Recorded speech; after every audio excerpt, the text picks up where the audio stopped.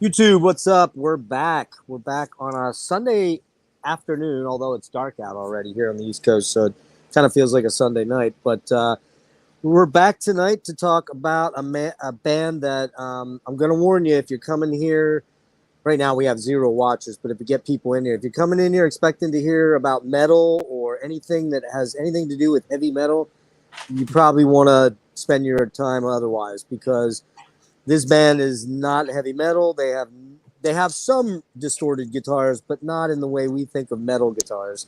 No heavy metal guitars to be seen here. And so if you're looking for a metal stream, this is not the stream to be at. But what we are going to do is we're going to talk about an incredibly creative, amazing band that is probably criminally under what's the word I'm looking for? Not unknown. Underappreciated. Yeah, exactly. Very much so. The one caveat to that is that one of the members is in a pretty high-profile band, is a pretty high-profile solo artist now, that being one Steven Wilson. But this is Steven Wilson's very first band. He, along with Tim Bowness, Ben Coleman, and a guy named, I believe, Stuart Blagden. Is that his name? Guess I should look on here. Oh, of course I didn't have this open to my page that I need. Yeah, Ben Coleman and Stuart Blagden. Yeah, I remembered it. As a guitarist, they formed this band back in 1986. Now, before we get there, I want to introduce my panel tonight. We've got Serge, Black Room Secrets here. You know Serge. He's been with me numerous deep dives. And joining us kind of for his first real deep dive, he joined us a little bit, did a cameo on the Steven Wilson one about 2 weeks ago, is my buddy SW Fanboy. ... Plus. This is my good friend Doug. We'll leave his last name. We'll just call him Doug K. Doug and I've known each other, God, man, since what, 05, 04, in that range somewhere? Maybe a little bit later, 6. Okay. Somewhere in that range. We've been good buddies. We met each other online, and then we met each other in real life several times and went to a bunch of shows. And Doug has a ridiculous amount of cool stuff. Although he was very aggressively pointing out that No Man is the one part of his collection that he does not own every single thing, including the fucking rare demos that Steve probably had on his hard drive, which you'll get those one day, I'm sure. So we got, how you guys doing tonight? Remember, Jeff, we did have Steven's laptop for that 1 hour. That's true, we did. You're right. That's true. Fuck. And we were conscientious enough not to, copy over anything. Yeah, when was that? Would that have been 05? Around that time, I think. Yeah. That was funny, man. Did we actually have it, and leave and drop him off and have it, right? Yeah, we had. Yeah. We had to run it back to him or something like that?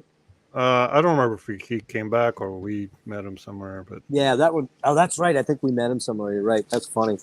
So this band again is called No Man. They are, let me run through before we do that real quick, the program tonight is sponsored by Dreadful Rick over at the Dreadful Minutes. But tonight, Dreadful Rick did not do the thumbnail. The thumbnail is courtesy of one Serge at Black Room Secrets.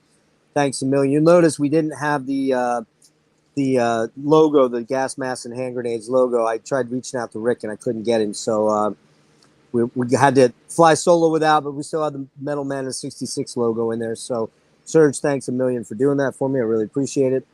Tried to actually find a similar font, although not the same one, but close enough. That looked good, man. Looks great, actually. And that actually picking that image was a really cool idea because it's such a unique piece of artwork, which we're going to talk about that in relation to this band too. So let me get rolling real quick on a history, and then I'll ask you where you came in on this band. Originally, No Man started in 1986 as a solo project called No Man is an Island, except, in parentheses, parenthetically, except the Isle of Man. He recorded a single called From a Tour Shop Window that blended synth pop and prog rock. He meets up with a singer from a band called Plenty, called Tim Bowness in 1987. In 1988, violinist Ben Coleman joins. In 1989, they add a guitarist, Stuart Blagden, and they start to actually play live shows. There is some video out there of them playing like a battle of the bands type thing that they actually ended up winning. Like almost like it looks like it's in Steve's old high school, I think. And we'll talk a little bit about where you can see that when we get towards the end when we talk about mixtape, because that's a live recording from I think 08 or 09 that you were at, right, Doug? Yes. You were at that one. Okay, we're gonna get to that too. That recording then has a documentary on No Man that is really, really fantastic to watch. It's the better deep dive than what I'm going to do here, because if I spend a lot of time on history, we'll be here for 7 hours. Don't want to do that. So, real quick, they had a debut single called "The Girl from Missouri" on Plastic Head Records in mid 1989. They then issued the Swagger cassette EP. Blagden then leaves in 1990. No Man is an Island is shortened to just simply No Man, and they begin working as a trio in 1990.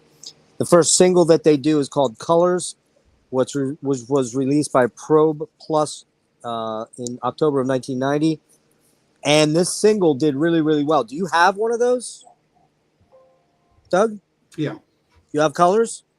It's on one of my CDs. Is it? Yeah. Okay, so would you want to show that real quick? Well, okay, so I've got Love Size. Yeah, we're not going to get into that. Do you have the Colors single? Oh, the Colors single? No. Oh, you don't have that. Okay, all right. No. I on one of I kind of go in a chronological, so we're definitely going to show Love Size shortly here. So here's the deal about No Man. The problem with doing a deep dive on No Man is that they issued a lot of product, a lot of singles, a lot of EPs, only 7 albums proper, but they did a lot of EPs that technically were actually albums because they were almost album length. And in between those, they put out a shit ton of singles. I don't know that. Do you have any of the singles, Doug? No? No. Okay. You do have the exposure stuff, which we'll talk about at the end. We'll show that at the very end. Real quick here, Colors was the first single in October of 99. They then signed with Hit and Run Publishing, and that is a really big publishing. That was a huge deal for them through Dave Massey. Then they issue several fairly successful singles: Days in the Trees, Ocean Song, Taking It Like a Man. I do have these in CDR form that a guy made me from the originals. Here's Taking It Like a Man and Only Baby. And he did a really nice job on putting all the artwork together for me. We'll talk about those more in a minute. I do have the hang on. Somewhere here. I do have the all right, so this is also a lot of their singles on CDR. This has Painting Paradise, Heart Cheap Pop, Days in the Trees, Kiss Me Stupid, Ocean Song, Housekeeping, Break Heaven, Taking It Like a Man, Days in the Trees. Here's the Swagger No Man EP in a CDR form. And so, unfortunately, like I said, those singles are very hard to come by. And when you do come by them, they're extremely, extremely expensive. I found a Days in the Trees legit copy of the Japanese one. It was in Portugal. The cost of the single was $45, but the shipping was $30. So to buy that would be almost $100 for a single. So nah, not gonna do that. So we don't have a lot of the single stuff to show, but we have all the albums and the EPs and a lot of the singles, not singles, but some of the other like comps and things like that came out. So they released their first full-length album, Love, Size, and Entertainment, in April '92. I found some conflicting dates on that it was released in 91 or 92. Does that show on your cassette when it was released, Doug? I'm curious. I should ask you that. 1991. 91. So it was 91. There you go. I don't have a date. I think it was April of 91. Let's see. What else do we have here? They signed to One Little Indian Record Company in April of 92. They add Steve Jansen and Richard Barbieri and Mick Karn, who were 3/4 of, well, 3/5 of the band Japan, to allow them to go out and play. They joined, so they went out as a 6-piece with Ben, Steven, and Tim. And then their first actual full album, because Love, Size, and Entertainment is deemed an EP because it was only 35 minutes in length, but it's technically, I look at it as their first album. But they issued Love Blows and Love Cries, a confession. That was their first full album, released in May of 93. Also, it should be noted that once Steve Jansen leaves, Chris Maitland of Porcupine Tree plays with the band. And all throughout the career of No Man, you have various people stepping in. You have Silas Maitland, who is not related to Chris Maitland on bass. You have Robert Fripp. We'll get to these when we get to each album. But you also had Chris Maitland played with them drums live quite a bit. And you also had Colin Edwin do some recording with them as well. So last thing to add to this was that Ben Coleman leaves during the recording of Flower Mouth, and they stopped performing as a live unit right around that time when Flower Mouth came out. Their music just became probably too complex to perform live. So, all right, guys, so that's pretty much it. You got anything you want to add on the history? No? I think you got the main bits of early history anyway. Yeah, it's there's a lot going on there, and it's kind of impossible to hit every single thing, but we have oh no, man. What's up, Peter? This is Stephen Wilson Project, probably the lesser known, but frankly, I don't know about you guys, but I'm going to make a really bold statement here. As a card-carrying Steve Wilson fanboy, are you ready for this? Go for it.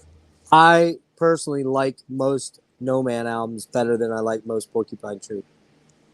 It didn't take me long to dig back into this catalog and go, most of these albums just are superlative and it's a different style of music, obviously, different genres and whatnot. But I always have trouble kind of comparing and trying to weigh different styles, and they are pretty different to me. I'd say No Man maybe is more consistent. Better consistency. The more recent albums, yes. The older ones, they're less melodic, more bass and drums to me. Oh, yeah. That's that's just how they evolved, right? So right. But just like early PT was not quite ready for prime time either. So it took both projects took a couple of albums to really I'm just saying the more current albums to me are more favorable than the older ones. Oh, I agree. You can see them evolve, and they reference each other over time. So but to me, it's we'll see one that chain of music and song. Well, if you take, and we're going to do this in a minute here, if you take the early material like Days in the Trees and Love, Size, and Entertainment and The Ocean Song and Love Blows and Love Cries, it's very much dream pop. And you say drum and bass. When I think of drum and bass, I think more of like something like Square Pusher or something like that that's like Extreme or Aphex Twin. Yeah. But what I think you're trying to say is that they're more reliant on the technology that was evolving at the time, which was these canned programmed drum beats that were like the and then they what's up? And well, I think we could just speak to it when we get to the albums. Right. Yeah. There's a difference between what I'm saying with them with bass and drum, because a lot of the songs, that's what it is.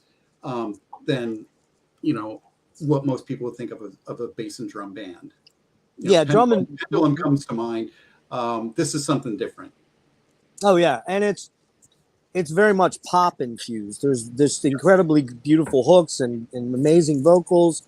And again, I'm going to go out on a limb here and say another thing that as much as I like Stephen Wilson's vocals, especially his more melancholy stuff, like on Cure for Optimism or Fade Away or Stars Die, I love those vocals. Tim is far more consistent as a vocalist, and he's just a much better vocalist to me. I'm just putting that out there. For me, Tim just has an amazing voice that's kind of very unique. I mean, he's very much like the talk vocalist Mark Hollis, that nobody really sounds like Tim and nobody sounds like Mark Hollis. It's a very unique thing. So, all All right, so they put out the Colors single. They put out a 7-inch and a 12-inch in 1990. As I said, it was the smash hit of the week in Melody Maker and really got them noticed. I listened to it. I don't own it. Colors is a cool trip hop version of a Donovan song. Colors was a Donovan Leach song. You know, Donovan was big in the 60s, and both Tim and Steven loved that kind of, you know, neo folk stuff from the 60s. And this cover is very cool. It's just very trip hoppy. And that's actually, Doug, that's where I would say most of the early stuff is. Not drum and bass, it's trip hop. It's so way I more think trip hop. Yeah, what I was going to say is, we'll talk about drum and bass, right? Talking about the rhythm section, really. And for the most part, just the percussion track. Right. And what trip hop was literally taking hip hop percussion and adding that kind of like melodic vocals over it. Exactly. And that, a lot of early No Man is exactly that. And in the early albums, you hear that, you know, those percussion loops were kind of generic. You know, yes, they were very much like it's the kind of thing the kind of beat you'd hear, like, you know, somebody playing on you know, those plastic bins in the subway. You know what I mean? Mm-hmm. But Steven got a lot better, I feel like, with programming percussionists, with both PT and oh god, yeah. Those early PT albums, in particular the first one, man. Ooh, some of that percussion is just cringy as fuck. Also, the song "Drink Judas" on there. Very dry vocals, lots of violin on that one. That came out on One Little Indian. I'm sorry, Pro Plus. Sorry. Next up, they signed that contract. So it was an A side, B side, and they're both the same on the 7 and the 12. They then signed to One Little Indian Records, which was a cool kind of indie label in the UK that had people like the Sugar Cubes, and Bjork was on that label. So they kind of had some money, and they had some ability to promote and, you know, build an artist up. What they did then was they put out the Days in the Trees EP, which I have it, but I don't have it. It's on here. It's a CDR, and it's all these tracks right here. It's got there was a Japanese version that had 2 additional tracks and 4 tracks of different edits and mixes for the UK European, and that came out in July of 1991. Japanese version is 24 minutes and 3 seconds on Nippon Records, Nippon Columbia. As I said, One Little Indian put out the basic EP. I don't know about you guys. Days in the Trees is actually based on a Porcupine Tree song. I don't know if you guys knew that. It's based on the song Mute off of Yellow Hedgerow Dreamscape, I believe. Yep. I don't know about you guys, but I fucking love this song to death. I can listen to it over and over and over and over. It's just such a beautiful song. And I got mind-blowing, beautiful, gorgeous. The Mahler version is the one that was on the album later, and also the one that is best known. There's they're named after, each movement is named after a composer, like a famous composer. So Mahler Ives is all super violin soaked, max to the max. It's all an instrumental. The Bartok version uses a lot of cool samples. It's very cool, trip hoppy. There's sitar on it, very drony. I'm sorry, that's the Reich version. That's the Twin Peaks samples that he uses. That's another thing. Steven used a lot of sampling in the early days of No Man. So now we get to their first full-length EP, which came out in 91, April 91, apparently. Steven was the producer, and all this work was done at No Man's Land, which was his studio when he lived. He didn't live with his parents anymore, but it was, I believe, his bedroom or the spare bedroom at his parents' house. That's No Man's Land. And, you know, when you look at it, see No Man's Land on video, you're like, really? That's where he recorded all this amazing music? It's kind of mind-blowing. Any comments on Days in the Tree EP? You guys didn't check that one out, right? No. Okay. So moving on, we got Love Size and Entertainment, again, coming out in April 91. This is 35 minutes and 21 seconds long. This one is... You have that? No, Doug, why don't you show your copy there? Yours is an original, right? Yeah. And where'd you come buy that one? I'm just curious, online or? Yeah, probably eBay. Do you remember when you got it? No, not really. Um, Sorry. Oh, I forgot one big thing. I got rushing here because I was. Let's go around the horn real quick and tell about how we became aware of No Man. Obviously, I think it's going to be mostly the same for all three of us because we all got into Porcupine Tree and discovered it through Steve, right? I'm assuming. Yep. For Or sure. did you know? Or did you know about him before, Doug? You didn't know about him before PT, right? No. Okay. So And we all kind of came into it because we got into PT, and then we're like, oh, he does this band. Oh, he does that project. Oh, he does that too. You know, Bass Communion, Blackfield, all these things. You get sucked into the Steven Wilson hole of insanity musically. So, do you remember what your first album was that you got, Doug? I'd have to say it was Together We're Stranger. Okay. Yeah, that's where my collection for No Man was kind of spotty, and because there were so many other things that I found out before them, Right. that I got into with the Bass Communion and IEM and Blackfield and all the older Porcupine Tree stuff. The No Man stuff was kind of secondary. Ah. Early on, I considered them inferior because I could tell you how I got into Porcupine Tree, which is kind of bizarre. Go for it. Well, I was dating somebody who liked the band Delirium, and one day she was doing an internet search on the band Delirium, and she hit Delirium Records, and there was some Porcupine Tree songs that you could just play like That's A Stupid Dream and recordings, and she played one or two, and I got this phone call. It's like, you got to get over here right away.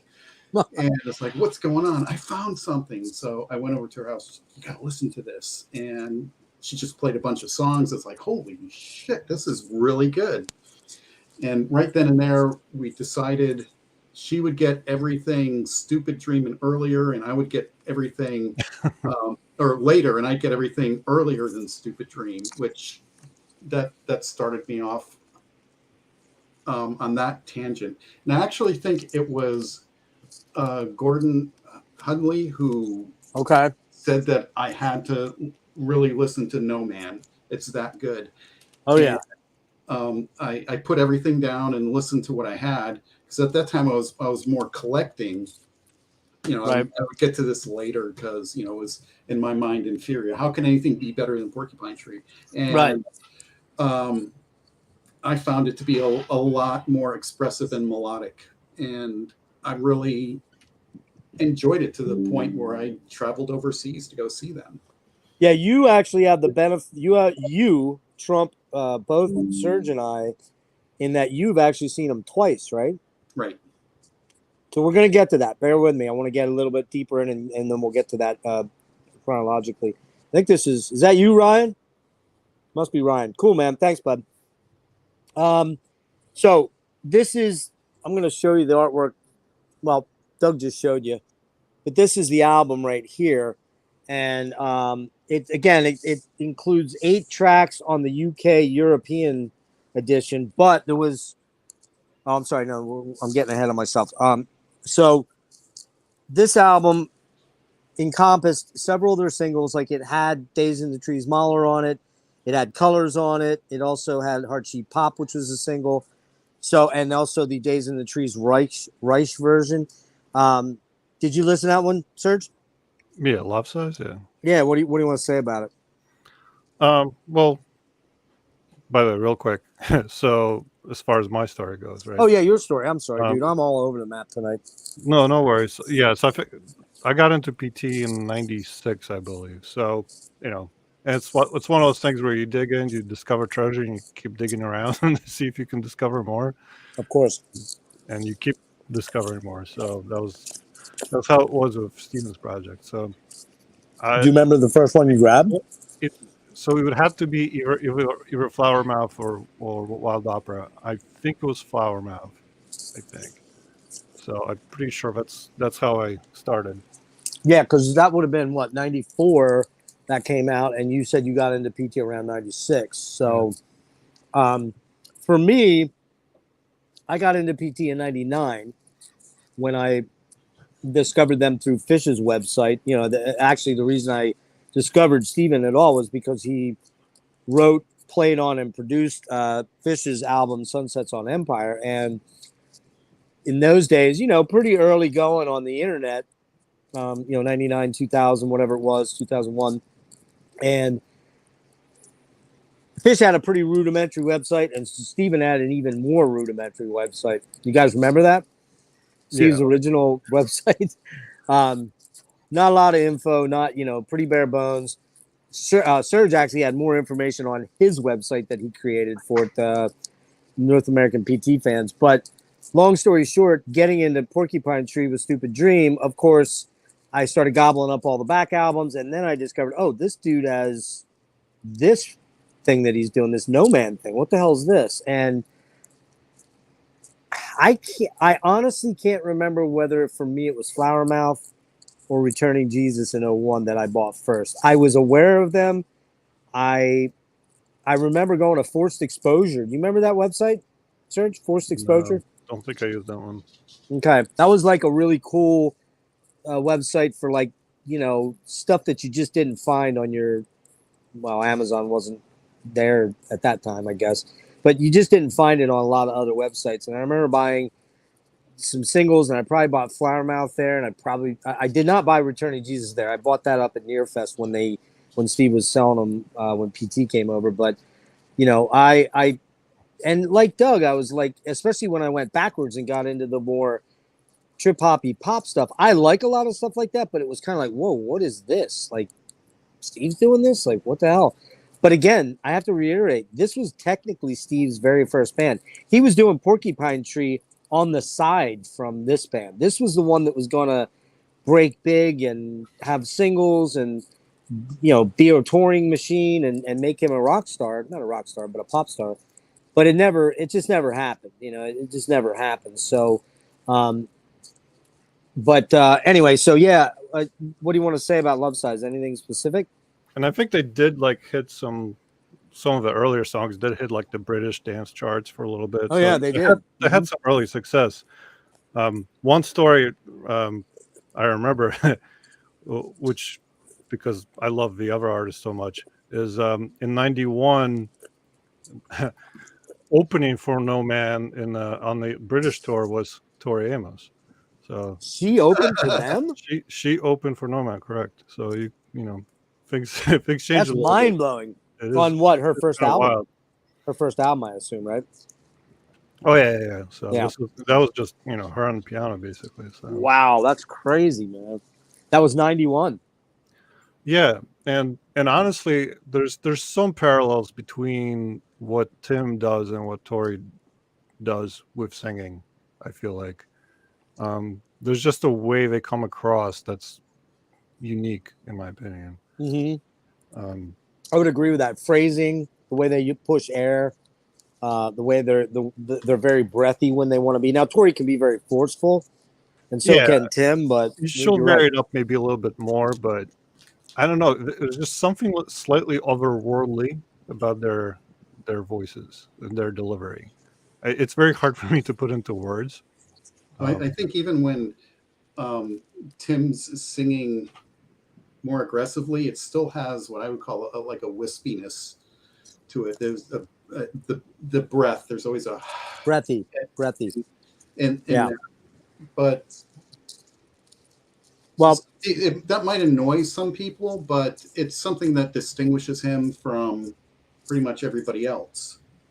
Oh yeah. Yeah, and it works for him. It definitely works. So, like, I've never found it annoying, and I certainly find vocals are probably the most easiest part that would annoy me in any music. So, yeah.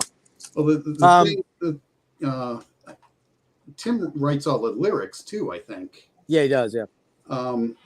And I'm not a lyrics person. I'm more, I like to listen to the music, what's going on, the complexities and stuff. Yeah. But you know, one of my friends is a professional musician, and he listens to everything, and he's like, that's a good lyric. It could just be like one line or two lines. And, you know, it's hard for a lot of people to actually come up with good lyrics consistently. And I think that's something that he does really well. I agree. And you could look at any one of his songs and go, well, except maybe the last one. Lyrically, they're complex. Very very evocative. Yeah. Very much internalizing the human condition quite often. I think we should note that a lot of early influences on this band were, you know, we talked about the trip hop bands, the Bjorks, the Sugar Cubes, the hip hop culture in general was, you know, pretty raging at that point in time. And Steven, when they started, their initial recordings were the Speak recordings, which are vastly different from the early the pop that's the dream pop, if you want to call it, dream hip hop, I guess, or trip pop or something like that you could call it. The way that they initially wanted to set out and the vision they had for the band was being influenced by like Nick Drake, Sandy Denny from Fairport Convention, Donovan, you know, those kind of artists were very important to Tim and Steven. But what ended up happening was that essentially, and Steve admits to this in the documentary, that he became kind of focused musically on pushing the band in this direction to in order to get success on the charts. The stuff that they were going to do, like on Speak or Returning Jesus or something like that, which we'll talk about in a bit here, was not going to get them large scale success. And so Steve was kind of focused on, and remember at this time, Steve did not have, Porcupine Tree was only in its very infancy. It was just Steve creating all that stuff on his own and making characters up and band members up and things like that, not playing live. So No Man, he admitted that he kind of tried hard to push them in a certain direction that maybe wasn't really what the true direction of the band was. But that being said, Love Size and Entertainment, man, I really like this EP. He's got a lot of cool samples on it, many from the Twin Peaks series, which I guess was on TV around that time, or maybe it just ended. I don't remember. And that's a cool, dark show that has a lot of really dark imagery and sadness pervading it. And that's the thing about Love Size. The soundtrack in general is actually pretty good. Oh, yeah, from Angelo Badalamenti or whatever his name is. Is that what you're talking about? Yeah, I don't remember the name, but it's Angelo Badalamenti. Yeah, that show. Yeah, it's pretty evocative. Oh yeah, it's super cool. But you know, this album starts off with Hard Cheap Pop. Man, what a killer fucking song! Like the synths are super cool. The beats are cool. The fucking melody line is Hard Cheap Pop. It's so good. Yeah, that little like the instrumentation right after that line is really cool.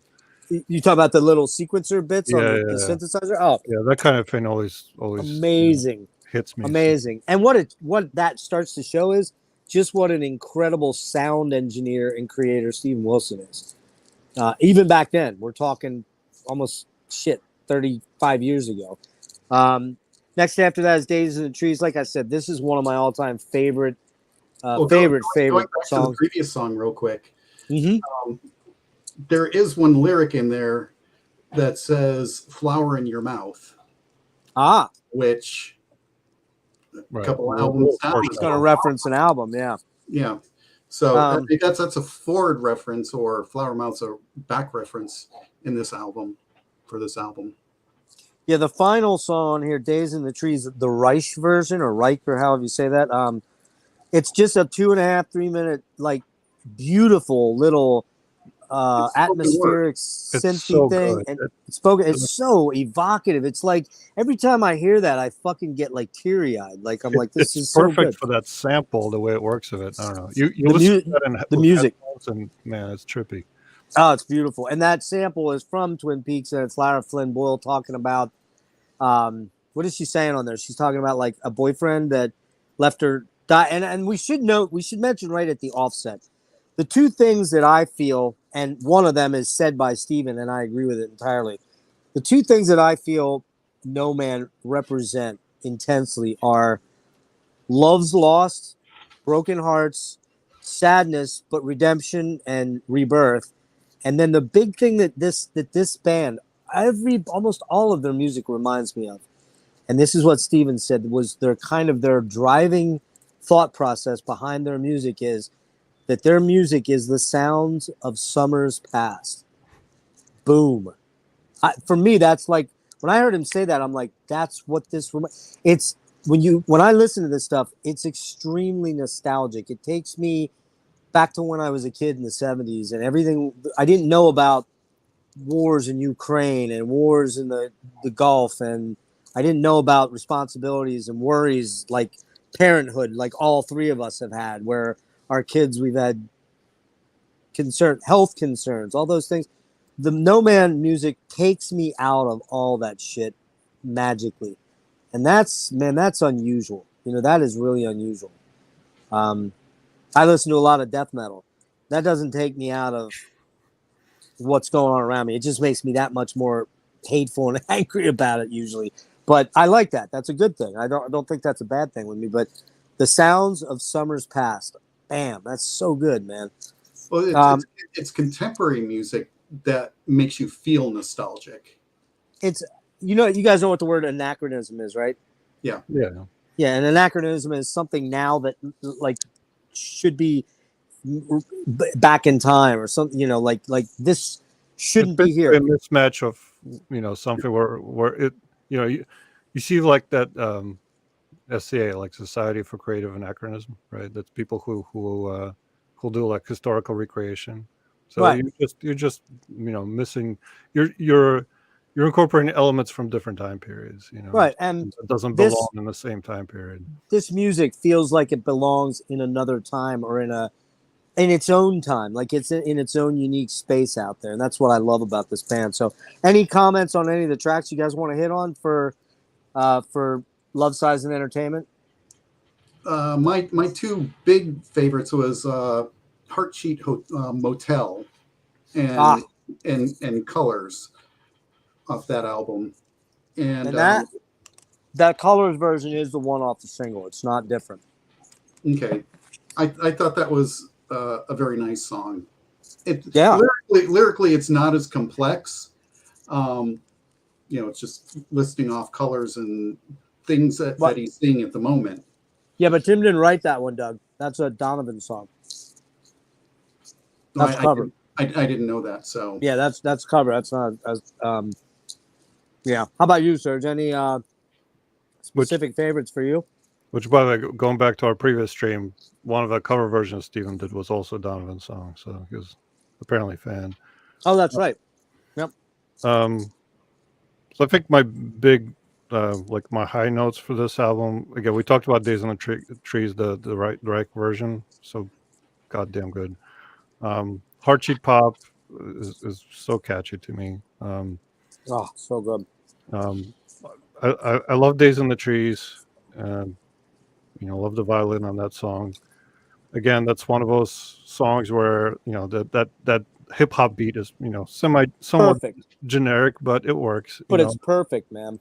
Yeah. And the end of that song, Serge, just to interrupt, as the fucking violin builds and it goes da da da da da da da, and then it just fucking goes crazy at the end. It's so incredible. And when the heavy part comes in, where Steven actually heavies up the song towards the end, it's just, man, it's epic as hell. Yeah. And another one that had that hip hop beat to me that kind of stood out for me was Drink Judas. Yes, that's a good track. Good track. I like this one a lot. For me, this is a very enjoyable listen. I give it like a 9 out of 10, quite frankly. That's how much I enjoy it. I never get it never gets old to me, even though, as you said, and you are correct, the beats are kind of canned, they're kind of generic, but they are of their time. Yes. You know, we're talking the early Very 90s. That they Like had if you hear that beat, yes, you immediately like. I hear early '90s. You know. exactly. Yeah. Well, Hey, real quick, all the real songs. quick. Sorry, hang on one sec.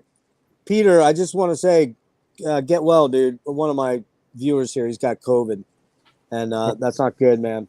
Get well, okay? Lay low. Go ahead, Doug. Oh, to reiterate what I was saying earlier. You know, all the songs basically they start off with a beat and a bass, and as the song goes on, you know, the violin typically is being added in, and there's Right. synths here and there. I don't hear too many guitars in these, and they're definitely there, but it's synths and the violin that are really taking the lead. Yes. In a lot of these songs, and in this and the next album.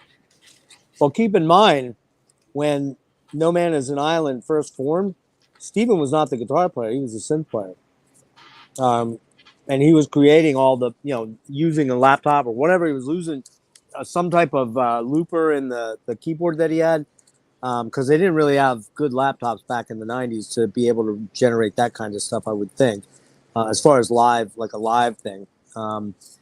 There's a lot of hardware for doing loops. I'd imagine that's what he had. Right. But we should ask Christoph. I see him in the chat. Hi, Christoph. Is he? Ah. Oh, okay. What's up, Christoph? Long time no see, dude.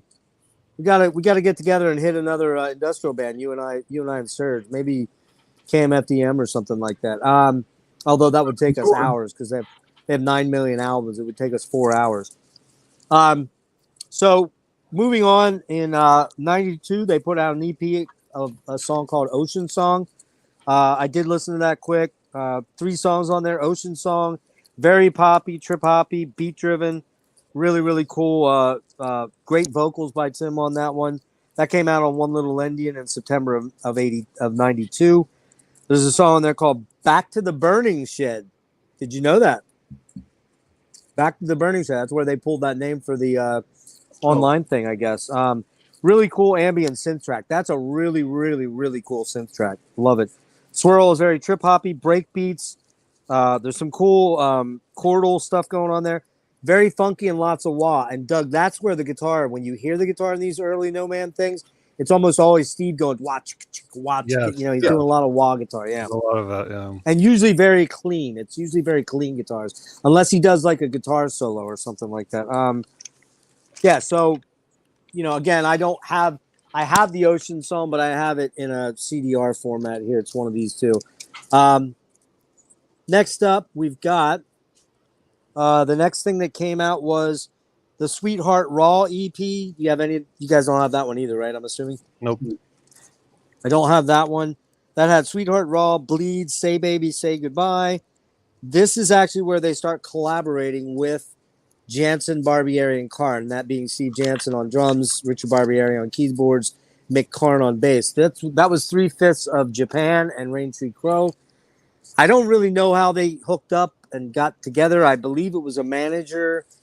I believe the manager of No Man made the connection with those guys, and they weren't doing anything at that point in time other than doing just like the JBK material, which they weren't, you know, was very minimal in who that reached.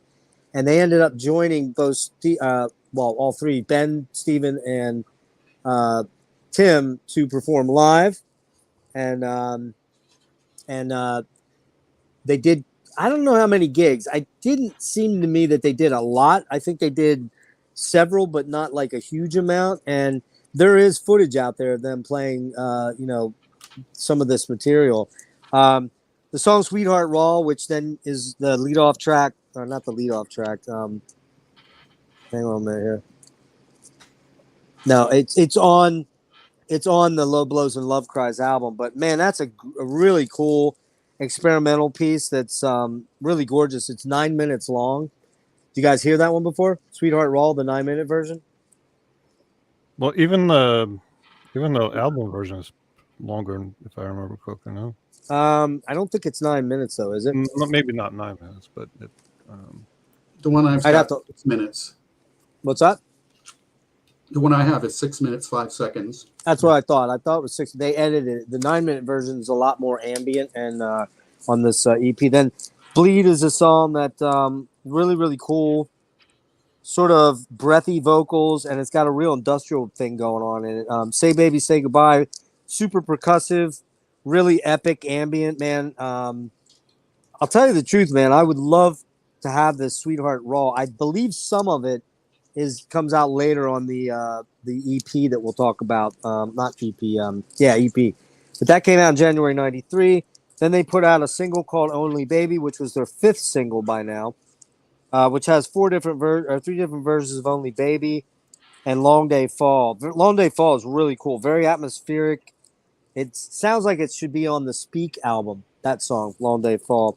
Only Baby's just a really upbeat, catchy, synthy, dancey song, which again, No Man at this time was really angling to be, to make the dance programs on UK radio. The next thing that came out, which I have it, but I do not have an original copy. I have a burned copy of it. Is the album Speak. Now we're gonna get to Speak in a minute and go through it track by track. But the original version of Speak came out as a mail order only archive release, and this was what's that? Oh, my dog. Okay. It was a cassette only release. It came out UK mail order on Hidden Art. There are 3 different alternate tracks on the original version. This is all stuff that was recorded from 88 to 89. And then it was released officially in 1999 on an Italian label. We're going to get to that. But what's very different about this version, the cassette-only version from April 93, is there's 3 different tracks on here that are not on the one that we're going to talk about track by track. But also, Tim's vocals on here, extremely different to the one that you hear on Speak that's widely released now. This thing trying to find is almost impossible. I don't know how many cassettes they made, but you look it up on Discogs. The last one I saw sold for like $450. So, I'm not paying that for a cassette ever in my life.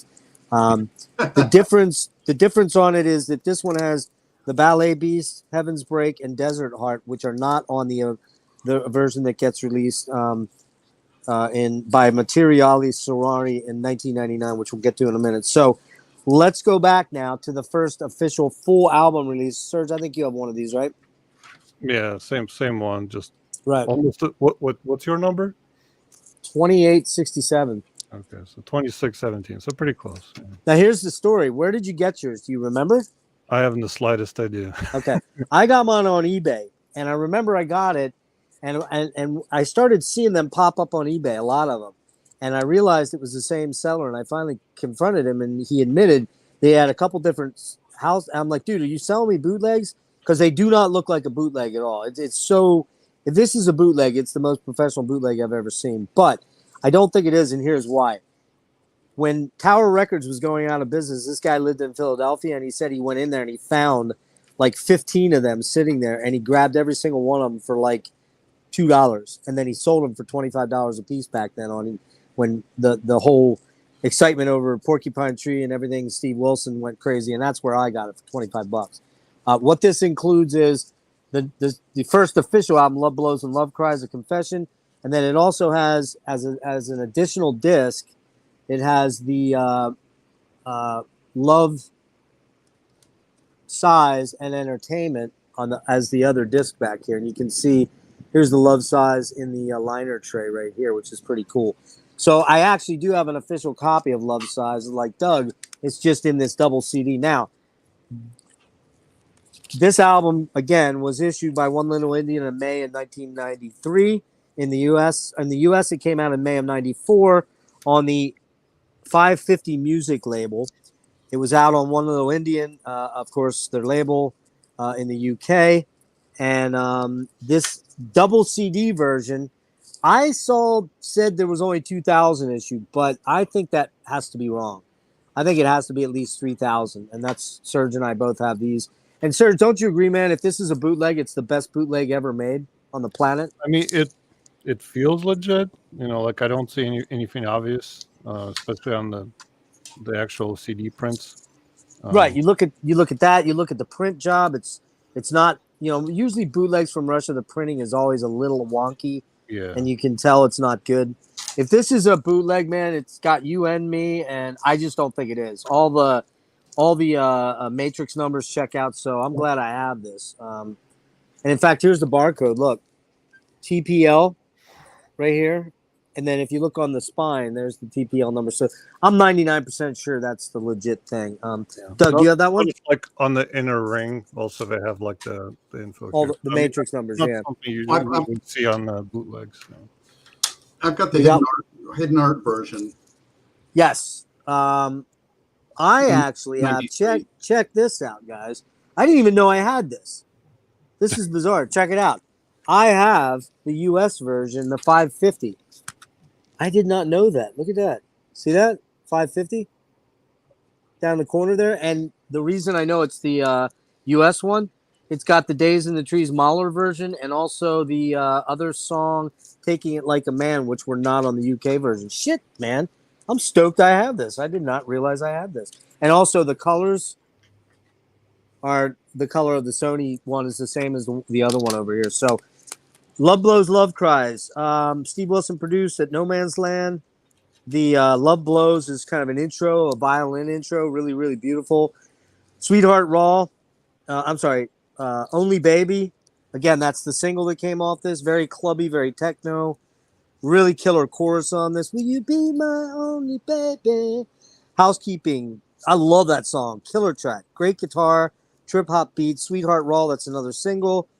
That's the one you said, Doug, that's 6 minutes on yours, correct? Yeah. I wish they had. Hang on 1 second here. Yeah. That's a killer track. What else do we have? Break Heaven. Tulip. That's like this wistful little ballad. You got Beautiful and Cruel. Oh, man, I love that song, Beautiful and Cruel. Painting Paradise, cool, funky. D-Beats, Heaven's Break, absolutely gorgeous. That track is so gorgeous at the end, Heaven's Break. The synth and the vocals are just amazing. And then the Love Size version is the one from the original issue of the album. You guys want to talk a little bit about the album? Serge? Sure. I'm just going to go over kind of my highlights. Yeah. Only Baby is so catchy, and, again, you can see already that the programming has gotten better. Mm-hmm. Sweetheart Raw, obviously, you have real instruments. You can hear McCarn on the bass, and it's so good. That's a standout track for me for sure. Painting Paradise, I really loved. It's catchy. Got that little guitar riff that I liked, violin, which I always love how No Man incorporates violin and horn and woodwinds. Something that caught my ear of Painting Paradise, the intro kind of reminds me a little bit of Crazy by Seal. Oh, yeah. Yeah, you're right. It does have that sound, doesn't it? Yeah, and then Beautiful and Cruel is one of those that sticks in your ear. So good. I also would posit that that's a good short description of the band. Yeah, from an analogous standpoint, I agree that there's very much that, especially that early part of their catalog, very much so. Doug, what sticks out to you? What do you want to talk about with this album? Well, Only Baby sticks out for me. There's the intro of it. There's a song off the movie Hackers. I think it was the Prodigy song called One Love. It sounds similar, so it immediately, I'm hooked into that. Great song. I wrote it's a little bit disco-ish. Oh yeah, not a little bit, a lot bit. Well, if you look at disco at the time, it's a lot more basic than that. Tulip, to me, there's some similarities with other songs, and it sounded like Yes Roundabout in the intro. Wow, I didn't pick up on that. Um,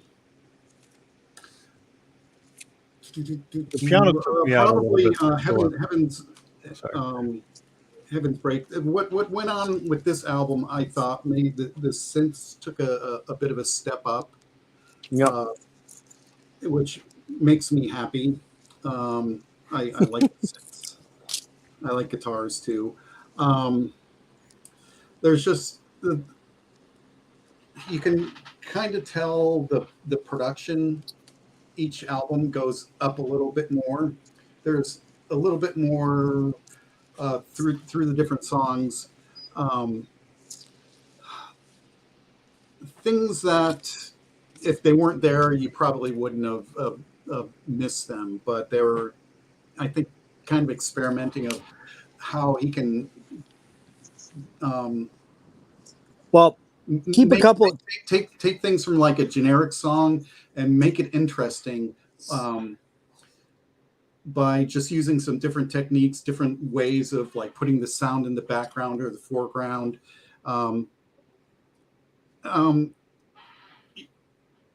The first several albums, I think you can see that he's learning production and getting better at it. On the fly. Yeah, and he's doing really well at it. And the thing is, keep in mind, he finally had some money to go buy more, professional gear, and the synthesizer, the synths that he's using and the programs that he's using are, we're leveling up as he moves along. And I think for the time, Steve really was just kind of way ahead of his time in a lot of ways. I just really think he was as a musician, as a creator, a sonic creator. He was just always kind of, when you look at like the very beginning stuff, like, the Karma stuff and the Altamont stuff, and then you jump into the very first No Man and also the very first Porcupine Tree, where he was at a few short years later, like 2 or 3 years later, it was light years ahead for me. Oh, yeah. That's, yeah. Any so you hit on the tracks that you dig on there, right? Pretty much. The only thing to add to that real quick, just to reiterate, was that the U.S. edition had Taken It Like a Man, and also the Days in the Trees. Wait, hold on. No, what was the bonus track? It was, hold on, I got it right here. Taken It Like a Man, Days in the Trees, Mahler, a different mix was a different mix. That's the deal. Taking It Like a Man. You listen, you say that title, and you're like, ugh, what does that mean? But I don't really care about the lyrical content of it. But what I will say is that the artwork is this, and the artwork for No Man was always so cool. Very androgynous in the early days. Steve looked very androgynous. So did Tim. That was kind of the thing. If you look back on some of the early performances, Ben Coleman was wearing a dress live, so they very much were tied into that androgyny thing, which was important to them. They were big fans of David Bowie. But the Taking Like a Man thing, whatever the lyrical content is, which I don't think it has anything to do with taking it like a man, like you would think of it. But what I will say is that fucking song rules, man. I fucking love that song. Too late to take a stand, taking it like. Oh, it's so good, man. We talked about Sweetheart Raw and Only Baby. We just talked about. Oh, okay. So then another single that came out right following Love Blows and Love Cries in May of '93 was the Painting Paradise single. And what's really interesting about the Painting Paradise single, which I do not have, unfortunately, we're getting to the point where a lot of us have stuff on the next bunch of releases. That was the seventh single, excuse me. And that song, they had the Painting Paradise, which is off Love Blows and Love Cries. And it's really dancey track. Good song, very dancey though. But what is unique about this single is it has the 21-minute Heaven Taste. And have you guys heard that? If you listen to that later on? The long version now. Oh, the long version is fucking insanely good, man. I'm telling you, that is one of the most incredible things Steven has ever done. You've got to listen to Heaven Taste, the 21-minute version. It is so worth checking out. I feel Man. like No Man is really overdue for the kind of box set treatment that. Oh, are they ever? Oh my God, Serge, that's a brilliant fucking idea. I mean, well, I'm sure Steven has been approached or at least thought about it. But Well, I got news for you. If I get to speak to Tim, man, that's the first thing I'm going to ask him. I'm going to be like, dude, what are you guys doing? Because so much of the work There is you go. difficult to find, or just. Yeah, I have that too, Doug. I have the Heaven Taste one here. There's a 22-minute version on this one. Yeah, it's a little bit different edit. That one there, the new one, the reissue. It's just a little bit of a. They extend the ending just a little bit. Serge, you have to listen to this 20-minute version. Okay, Das Christoph. You gotta find it. You can find it online, easy on YouTube. Yeah, Das Christoph. You must listen to this 21-minute version of this song. It's badass. No, it's not Skinny Puppy, but it's not supposed to be. Also on this, did we talk about that one? Wait, hold on. I had a little bit of a problem with my flow on my pages here. I just want to make sure. Yeah, we didn't talk about that one yet, so we're getting to that. Okay. All right. So Taking Like a Man, we talked about that. Like I showed the one quick thing there. Next up, we are. My fucking hair's all over my mouth. Hold on. Okay, so now we're at kind of what I would say is the very first No Man album that's outside of the box of the trip hop, pop, dream pop thing. It's still dream pop, but it's a much different form. What's that? Although, Well, no, I was going to say it's a much different form of the dream pop. Yeah. So now we are at technically the third full length, which came out in April '94. Again, Steve Wilson always. Steve Wilson does all the production on this at No Man's Land. None of these are recorded in any other studio.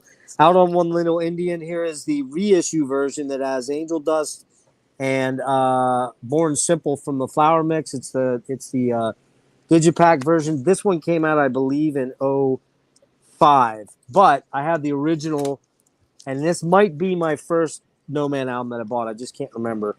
It was either this or Returning Jesus, and this is the Third Stone. Now, they moved off One Little Indian to Third Stone, by the way, for this. And this one is, the UK, the OG, and it's, I gotta say, it's just a beautiful piece of artwork. And we should mention the artist name is Carl Glover, which I believe he's done pretty much all their albums. Am I wrong about that, guys? I don't think I am. No. I'm not sure, but he's certainly been involved with Steven for many, many years. Actually, whoa, hold on. I could be wrong about this, guys. Hold on. Actually, he does the layout work. It's actually, this was done, photography by Douglas Brothers, Bill Smith Studio. So I was wrong. Carl Glover's not involved. The left is not involved as yet. So I have two different versions of that. Do you have that one, Doug? Do you have that one on vinyl? No, I don't. You don't have that one. Okay. Doug, why don't you talk about Flower Mouth? Give me some thoughts on Flower Mouth. Oh man, I can't believe you dropped this on me. What? Okay. To me, there's a delineation musically. The first two albums, I'll go with this still. It's mostly drum and bass. In Flower Mouth, you got some longer songs. You got more sense, more musicality, more brass and woodwinds and such. So musically, it's more complex than the previous albums By far. And you got guest performers on here, Jansen and Barbieri, Robert Fripp Right. does some work, Mel Collins, Ian Carr, Ben Gerard, Coleman, Lisa Gerard. Hang on right there. Two other people to add: Silas Maitland and Chris Maitland. This is when they come into the fold. To me, the last song on this album, "Things Change," that's when I can say they grabbed me.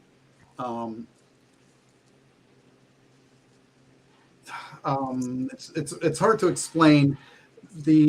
I guess I didn't listen to I didn't buy the albums in order. Right. When I listen to or when I've gone to the shows, they play certain songs, and there's certain ones that stick out for me. And going back, this is the first song of the first couple of albums that for me really sticks. Not that the other ones are bad; they're all good, but there's something about this one that takes it to the next level. And You're talking every about things change. You're talking about things change. and Okay. going forward in the albums, there's more and more songs that you listen once, it's like, bam, wow, that's a home run. This is, I think, their Okay. first, in my opinion, their first real home run. That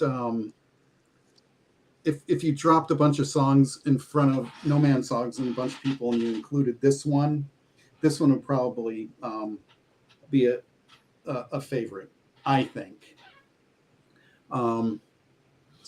There's guitars figure a lot more in this album too. Yes, they do. So, Any other tracks jump out at you? Angel Gets Caught in Beauty Trap, which is the God. first song. Incredible. To me, you play that song and everything before it doesn't matter. There's there's a new beginning with the band. That's a very good point. I can't disagree with you on that. And it only gets better from there. I would agree with that. Yeah. Anything else? Any other song jump out at you in the track listing there that really sticks with you? No, I've got little notes here and there, but it's mostly about the music. Teardrop Fall. There's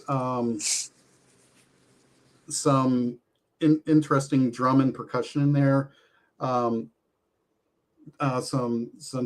interesting synthesizer sequencing, and breaks into some an interesting guitar solo, and then there's a flute solo after that. So that song's got a lot going on in it. That would probably be my second favorite of the album, and maybe third. And Shell of a Fighter. Love that song.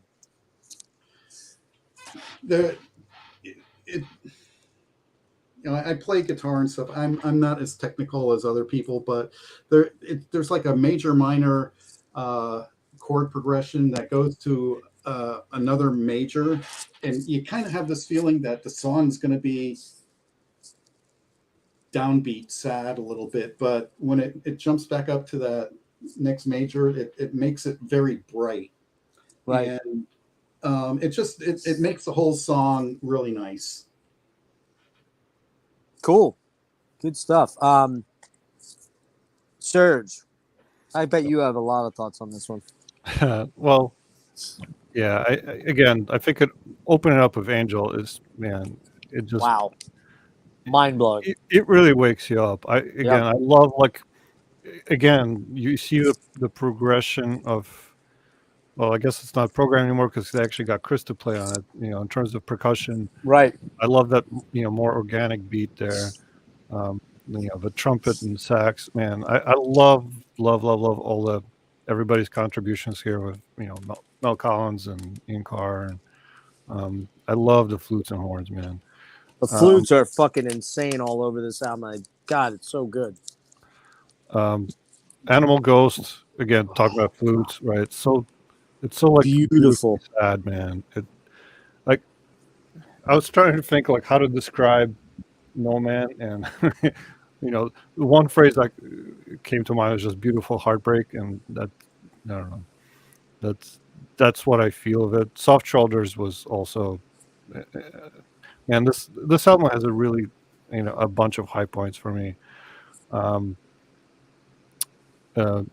Things Change was the other highlight for me, and also with Simple, and I love that Lisa Gerard sample of Dance. Yeah.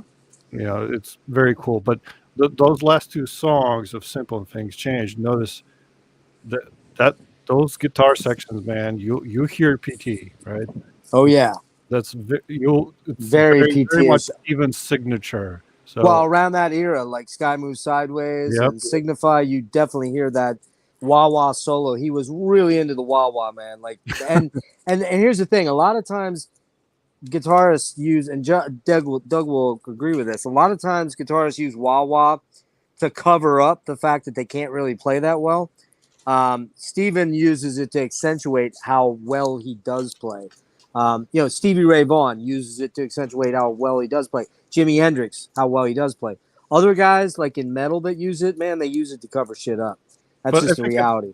it's part of his signature, and it's such a recognizable sound. So Especially of that time frame, because he got right. away Yeah. Like he got we're away talking about from it in later early PT, right? PT, Stephen, for Yeah, sure. But yeah. so for me, coming from from PT, obviously that always those Stuck two out. songs, Yep. definitely keyed that that association for sure. Yeah, I don't think we can understate enough the contributions of Mel Collins on the flutes here, man. God, just insane. The saxophones, the trumpet by Ian Carr, who comes up again on Returning Jesus, especially on the lead-off track, Only Rain. Yeah, man, for me, this album, Doug, you put it really well. This album, when Angel kicks in, that literally, as much as I like the early stuff, the trip hoppy, I don't call it drum and bass. You are, but I'm calling it more trip hop because trip pop. I want to call it trip pop because that's what it was to me. Yeah, I think that's more accurate.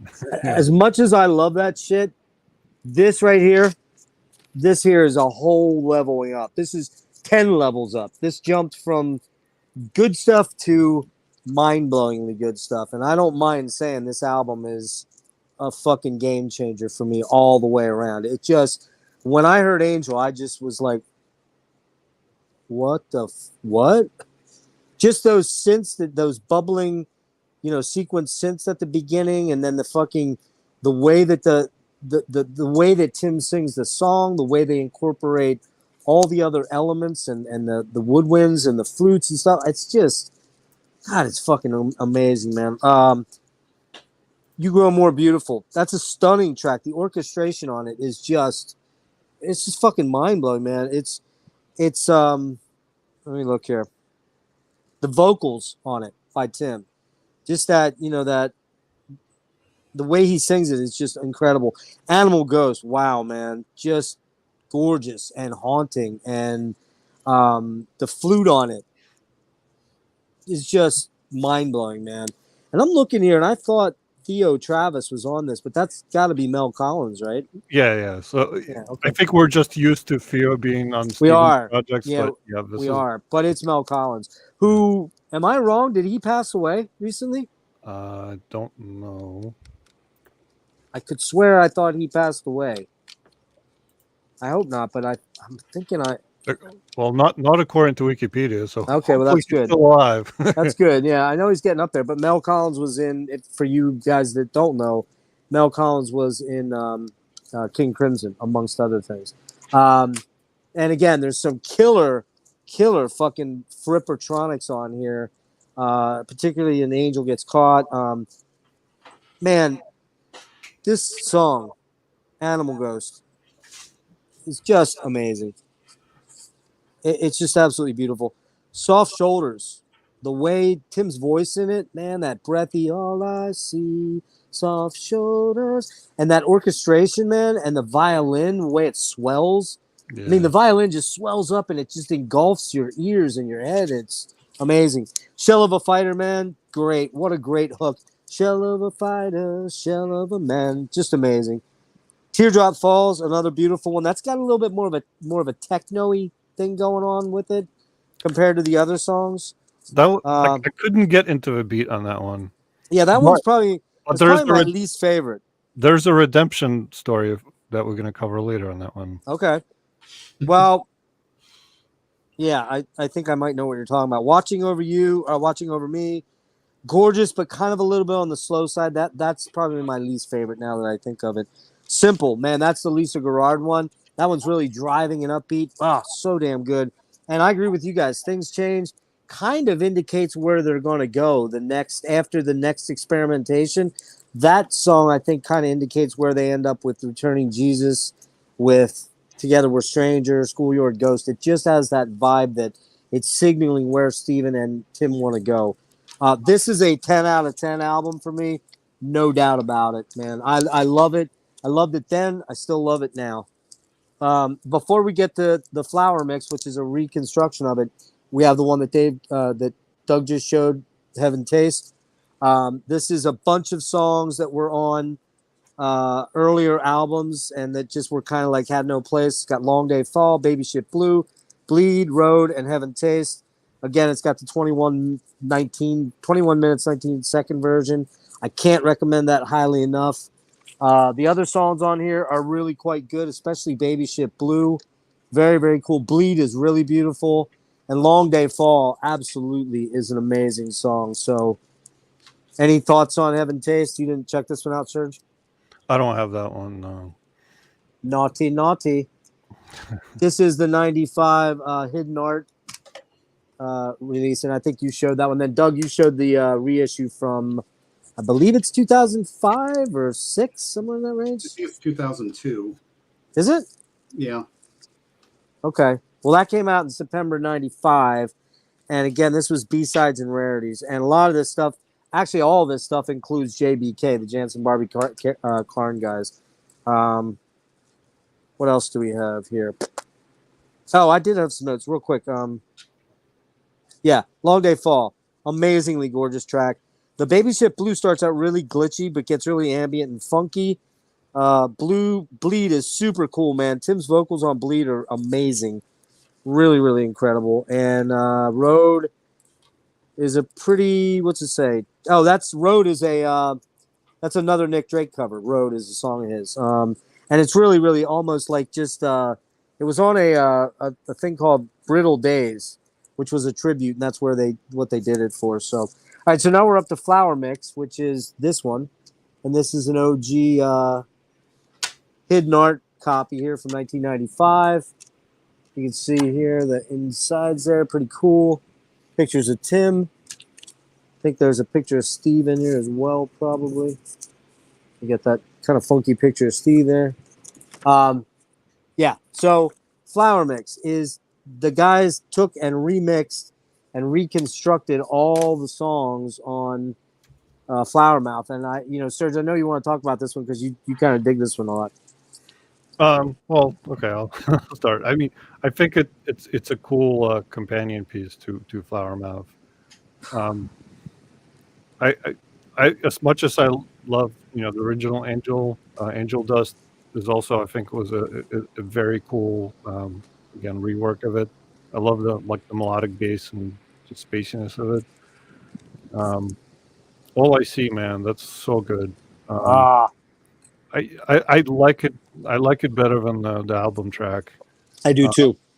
And one thing I thought of, the bass line feels like a little bit of a Believe thing. This could be a Delirium song. Oh yeah, you're right. It's super chill. It's got a Delirium, like you said, it's got Delirium vibe.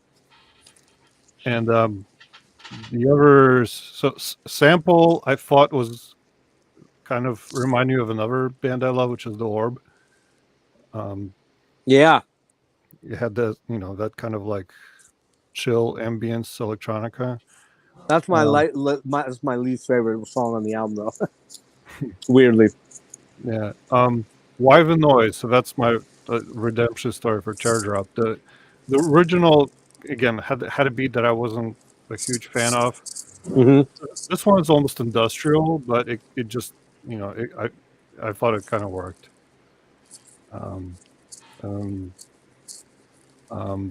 Norm Simple, I like the kind of like dark ambience with that heartbeat. So, dude, that is super fucking creepy, man. That song is creepy as fuck. That could be a Bass Communion song. So one thing about No Man, I think, is they make these songs that would work so well in cinema. And yes, soundtracks. As a soundtrack. and I'm surprised like it's not really used so much for it, because man, this is a great example. You could absolutely do something with this. I agree. But yeah, I think this to me is still a must-have.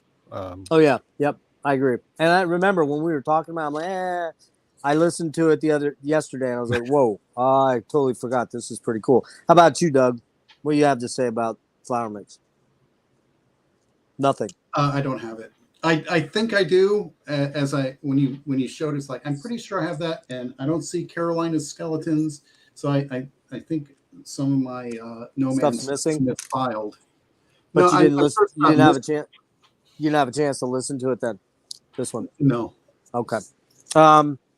I'll give you some quick ones. I give this a 7 out of 10 because there are a couple tracks that I'm not crazy about, but the Angel Dust version is super chilled, really cool version. I love Faith in You. That's a very chilled rendition of the song. It's gorgeous. All I See, it's got more of a trip-hoppy, spacey vibe to it, which is really cool. Natural Neck. Those strings end up on Only Rain. That's the intro to Only Rain, those strings that he used. Exact same thing. Go back and listen to it. You'll hear it. Which Steven is a master at doing, is repurposing stuff. He uses stuff. I'm going to talk about some songs in here that have definite PT reference points. Sky Moves Sideways in particular, Serge, and I think you'll agree. Heal the Madness, kind of noisy. It's that one I don't love. You Grow More Beautiful, similar to the album, but I really like it. Sample, what's it say? Bunch of electronics, not really digging that track. Sorry, man. Why the Noise? Teardrop Falls. Really like that one.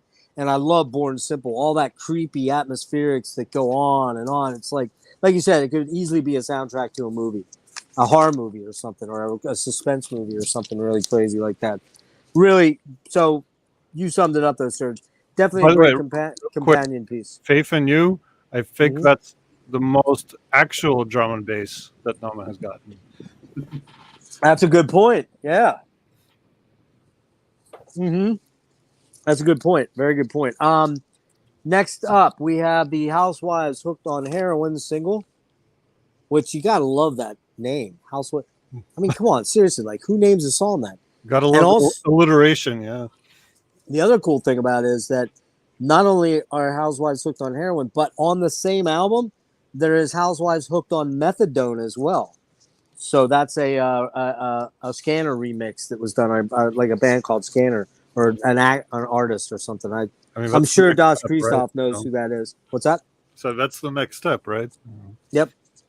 So that came out on Hidden Art on May of '96. It was a precursor to the upcoming Wild Opera album.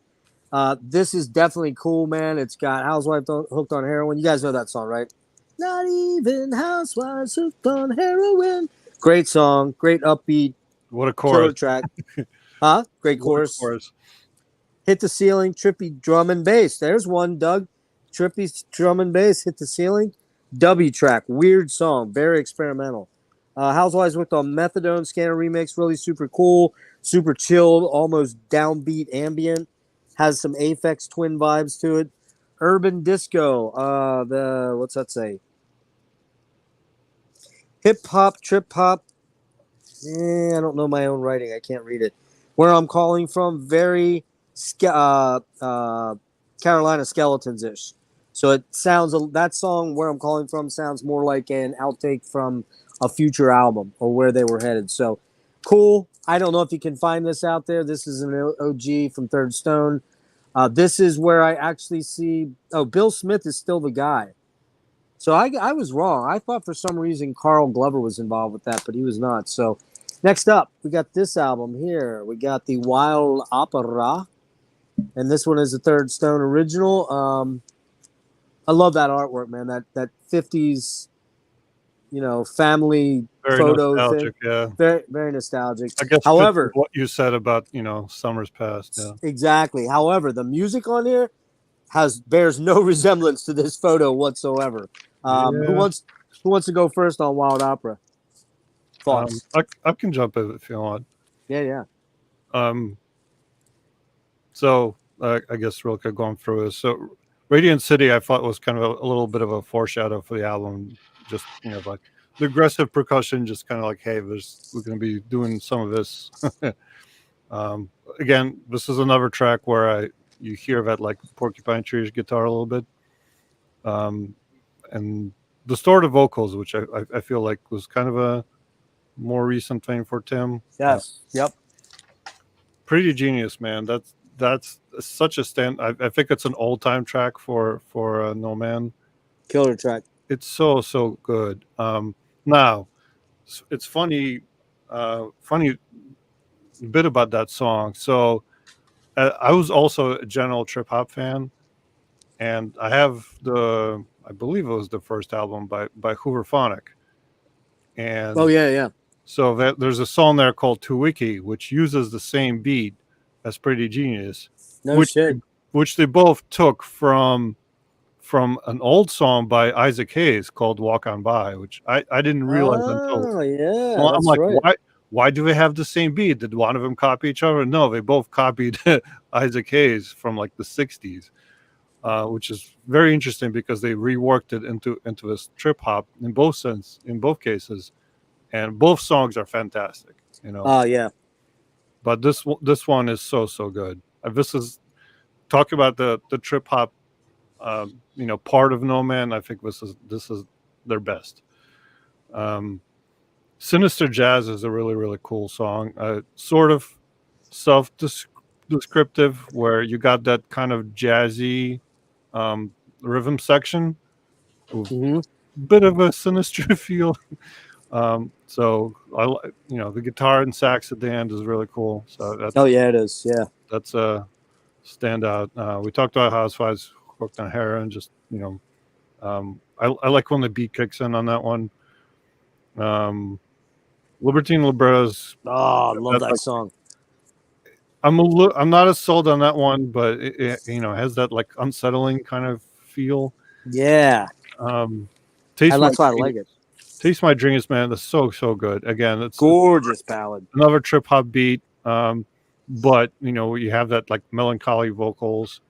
The electronics are really cool. Like how the guitar builds, and the lyrics, man. So I don't know. When I talk about beautiful heartbreak, right? That's I don't know. Sheep Loop is another great trip hoppy song. Very. It has that, some of the great trip hop songs have that, the way the lyrical phrasing goes, they'll like nobody loves me, it's true, not like you do. It has that like jump. So I feel like it was the same like here, where it's like, this loving is easy, this loving is free, this loving demands no part of me. I love the way he sings that. Yeah, it's killer. It just hits you. And then the later tracks I didn't get into quite as much. I do like Wild Opera, like the quote unquote hidden track. Yep. I think My Revenge on Seattle is kind of the most straightforward ballad type song on here. Kind of more of a flower mouthy type track. Yeah. That one it was okay. It was like it's pretty. I just didn't have any like specific things I wanted to hit on that one. Right. How about you, Doug? Well, if you got rid of everything on this album except Time Travel in Texas, I would be pleased. For whatever reason, that particular song really resonates with me. I've seen it live twice, and I gotta say it's probably my most favorite No Man song across the board. Okay, let me interject real quick. Reading from my notes. Downbeat, oddball, experimental track, noise, least favorite track. Again, it has that like very unsettling feel. Oh yeah, which also sinister with Libertine Libretto. Yeah. But again, I feel like that's one of the themes of this album. It goes from that beautiful trip hop to this weird, like unsettling, So in all seriousness, you would dump. This is not a favorite album of yours, clearly. Oh no, I'm saying that one is such a favorite that it almost makes the rest of the album. Okay, I got you. But I'm Pretty Genius. There's stuff on here that's really good. Dry Cleaning Ray. I love that song, man. And the organ riff on that one is so cool. Yep, killer. So and this is still it's an advance production wise, musically and everything from the previous album, I think. What other songs on there jump out at you other than Time Travel? Well, Pretty Genius and right. Ray. Those are my top three. Those are your top three. Okay. Nice. Yeah, I'll run through it quick here. Doug, where are we at on time for you? Seriously. I got about 30 more minutes. Oh, shit. All right. Well, then after this album, I think we're going to jump into your show and tell of stuff and your stories quick, and then we'll let you exit then, because I know, unfortunately, we're just not going to be able to get to every album with you. I thought we'd be able to do it quick, but I knew 2 hours was going to be pushing it, if or whatever we're at. So, well, wait a minute. Yeah, 2 hours for you. It's sure you're okay for at least another hour or so, right? Yeah, I'm okay. Yeah, okay. Real quick, Radiant City, really cool samples, funky, trippy. What we see on this is that they add the kitchen sink on this album. It's jazz, it's jazz hop, it's downbeat, it's lounge, it's jazz hop. I like it. Jazz hop. It's got everything going on, man. Everything in the kitchen sink is in this. Guitars are much more prominent on it. Again, a lot of funky wah-wah stuff, but you do hear a lot of cool ass solos, especially on Dry Cleaning Ray, the EP that is the companion piece we'll talk about. Actually, we'll talk about that, and then we'll jump to you after that then. So real quick on this, Pretty Genius. God, I love that fucking song. Man, it's just awesome. So damn good. Infant Phenomenon. Grungy, sludgy, noisy. Sinister Jazz. Fuck, what a tune, man. Super cool. Downbeat, jazzy. What's it say here at the end? Oh, this song could be like the theme song for every film noir movie that you've ever seen, man. It's like, it's so film noir. It's beautiful. Housewives Hooked on Heroin. Come on, man. That's not even Housewives Hooked on Heroin, which is Steve singing, by the way. That's the first time you hear Steve singing a lead vocal on a No Man song, because it's always typically Tim. Steve does add some vocals more on these later albums that come up, but that's the first time you hear Steven actually do a lead, and it really fits that song. It fits perfectly. Libertine Libretto, man. I just love that song. It's so gorgeous, jazzy, cool. What do I got here? I can't read my own fucking writing. Anyways, I love that song, Libertine. Taste My Dream, what a gorgeous ballad. It's just beautiful. Dry Cleaning Ray, love it, man. The Dry Cleaning Ray. And then the ooh la la, so fucking good, man. What a killer song. Sheep Loop, that is really cool.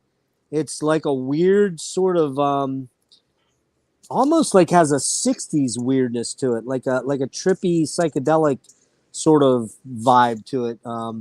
My Rival Trevor's cool, funky, happy, upbeat, cool tune. Time Travel, we already talked about. My Revenge on Seattle, like I said, is kind of a straightforward ballad. I forgot to listen to Wild Opera, damn it. I missed that one.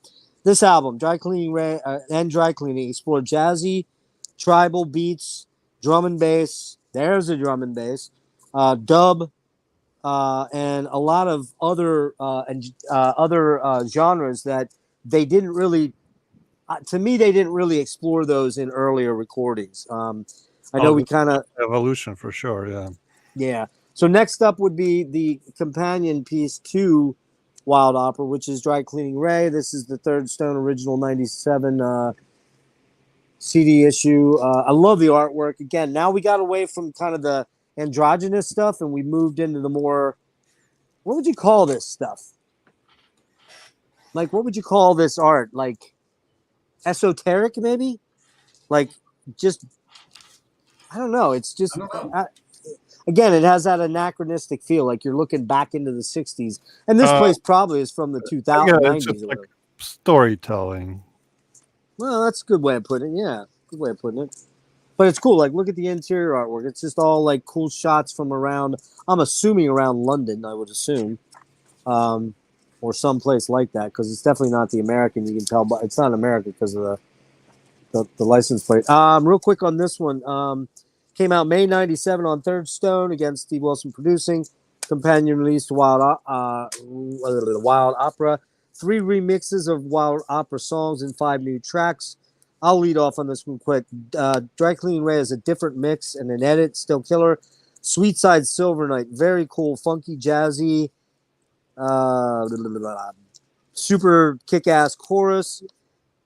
Jack the Sax, man, I love that song. And you know what the chords are on Jack the Sax? Go back and listen to it. It's Wake His Gun. The very beginning of it is Wake His Gun. Again, Steve Wilson using and appropriating parts of his other songs. I love the ending of Jack the Sax. So killer. Diet Mothers, super badass. What's that say? Super badass, jazzy, dubby track. Urban disco, cool hip hop beat. Jason pulled on Saturday. Great lines from that one. Punished for Being Born is a Muslim Gauze remix. I am not the biggest Muslim Gauze guy, even though I had the base communion stuff. It's kind of abrasive. It's kind of hard to get Noise, into. man. It's noise. It's noise. It is noise. And we should add that Steven worked with Bryn Jones on the base communion releases, and some of them are cool, the ones that have the atmospheric stuff. The other stuff I just can't listen to. It's just, don't get me wrong, this guy was massively prolific, but a lot of it is just stuff that I can't get my head around. Tough Sell. Let's see what else.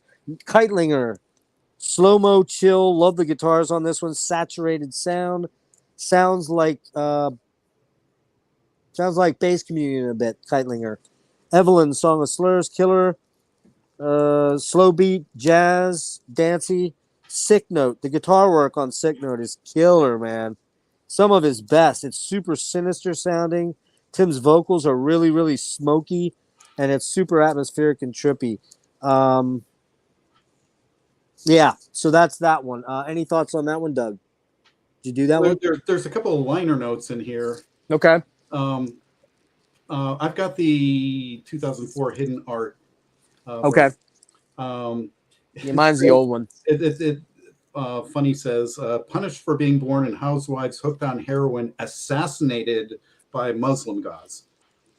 Okay. It's actually that's true. That's true. And the other interesting thing is Keitlinger, written, recorded, and mixed on August 10th, 1994 between 2 p.m. and 2:42 p.m. So they wrote, recorded, and mixed it in 42 minutes. How about that shit? That's crazy, man. That's... Any other songs? The photography by Carl, dry cleaning by Ray. Oh, so Carl did do the photography on this. Carl Glover, then. Okay, there we go. I knew he came into the picture sometime. Oh, by the way, on Jack the Sax, that's the one that at the end of it, he goes, I'd ask you to love me, but you say it's just an act. Man, I love that song. Did I mention that? Anyway, you know I love to sing on these things. And, like, it's always kind of like when I remember songs and can sing the melody lines, that's when I know it's a great album. We were talking about that last night on Typo Negative. 3 albums of Typo Negatives, I can sing every fucking song. Oh, yeah. They're very sing-alongish, yeah. And that, to me, is what makes a great album. Why are there songs on more karaoke catalogs? Come on, people. Well, because it's, because they talk about vampire sex, probably, I guess. I don't know. What else, Doug? Anything else on there jump out at you? Nah. No? All right. What you got, Serge, on this one? And then we'll jump to Doug and his stories. So my favorite track on this one was Evelyn. Yeah, I love that one. Huh? I love that one. So weird. Yeah. Interesting because the vocals are higher than most of her other, but Sick Note is kind of cool, with like sparse, unsettling side of No Man. The others, you know, the others were okay. You mentioned Jack the Sax. Dot Mothers, is a decent rework. Um, but yeah, some of you you mentioned Punished for Being Born. To me, that's kind of a noise filler. That's his Yeah. Keitlinger. So Yeah, Keitlinger's at least got some interesting guitar work in it, though. I think. Sweet Side Silver Night is the one that I just remember. That's the one that starts out with a bum bum bum bum bum bum bum bum bum bum bum. And then it goes, Sweet Side Silver Night. Yeah, that's a great song, but it's kind of weird. It almost sounds like a TV jingle or something when it starts the beginning of it. I love this one, man. I give this a 8 out of 10. I basically detract for the Muslim Gauze and the kind of messiness of Keitlinger that just goes on. But there's short filler tracks, so it's not like it's a big part of the album. Yeah. Doug, anything you want to say before we get into your show and tell and some of your stories? Anything you really want to touch on with any of the albums that are upcoming that you feel you wanted to add, like Returning Jesus, Schoolyard Ghosts, Love Me to Bits, and what's the other one in there? I'm missing one big one. Together We're Stranger. Together We're Stranger. Yeah. I just throw out with Love You to Bits. That one, I didn't know what to expect, but that's probably the most disco album that he's ever done. Oh, for sure. So much, yeah. Across everything. And for as much as you can say it's repetitive, with the beats and the music, I mean, it evolves over time. Oh yeah, it does. But I think it comes back around onto itself. The track. There's 2 songs that are "Love You to Bits" and "Love You to Pieces." I think are the 2, right? And, or just bits and pieces, yeah. There's 2 songs, and they each have, they're broken down into parts, and that's one darn interesting album. I can listen to that all day, every day. I don't want to get too far ahead, but I'll say this. Today is the first time I've listened to it, period. I knew it came out. I think I talked to you about it. I might have even said something to Serge and been like, I don't know if I'm really into a disco pop album. But I will say this. The Love You to Bits is 10,000 times better than Future Bites. And I'm not lying. Yeah. It's way better. And it's way more experimental. There's that section there where Adam Holzman goes off on the roads. That's really cool. It's repetitive, but in an expanding way.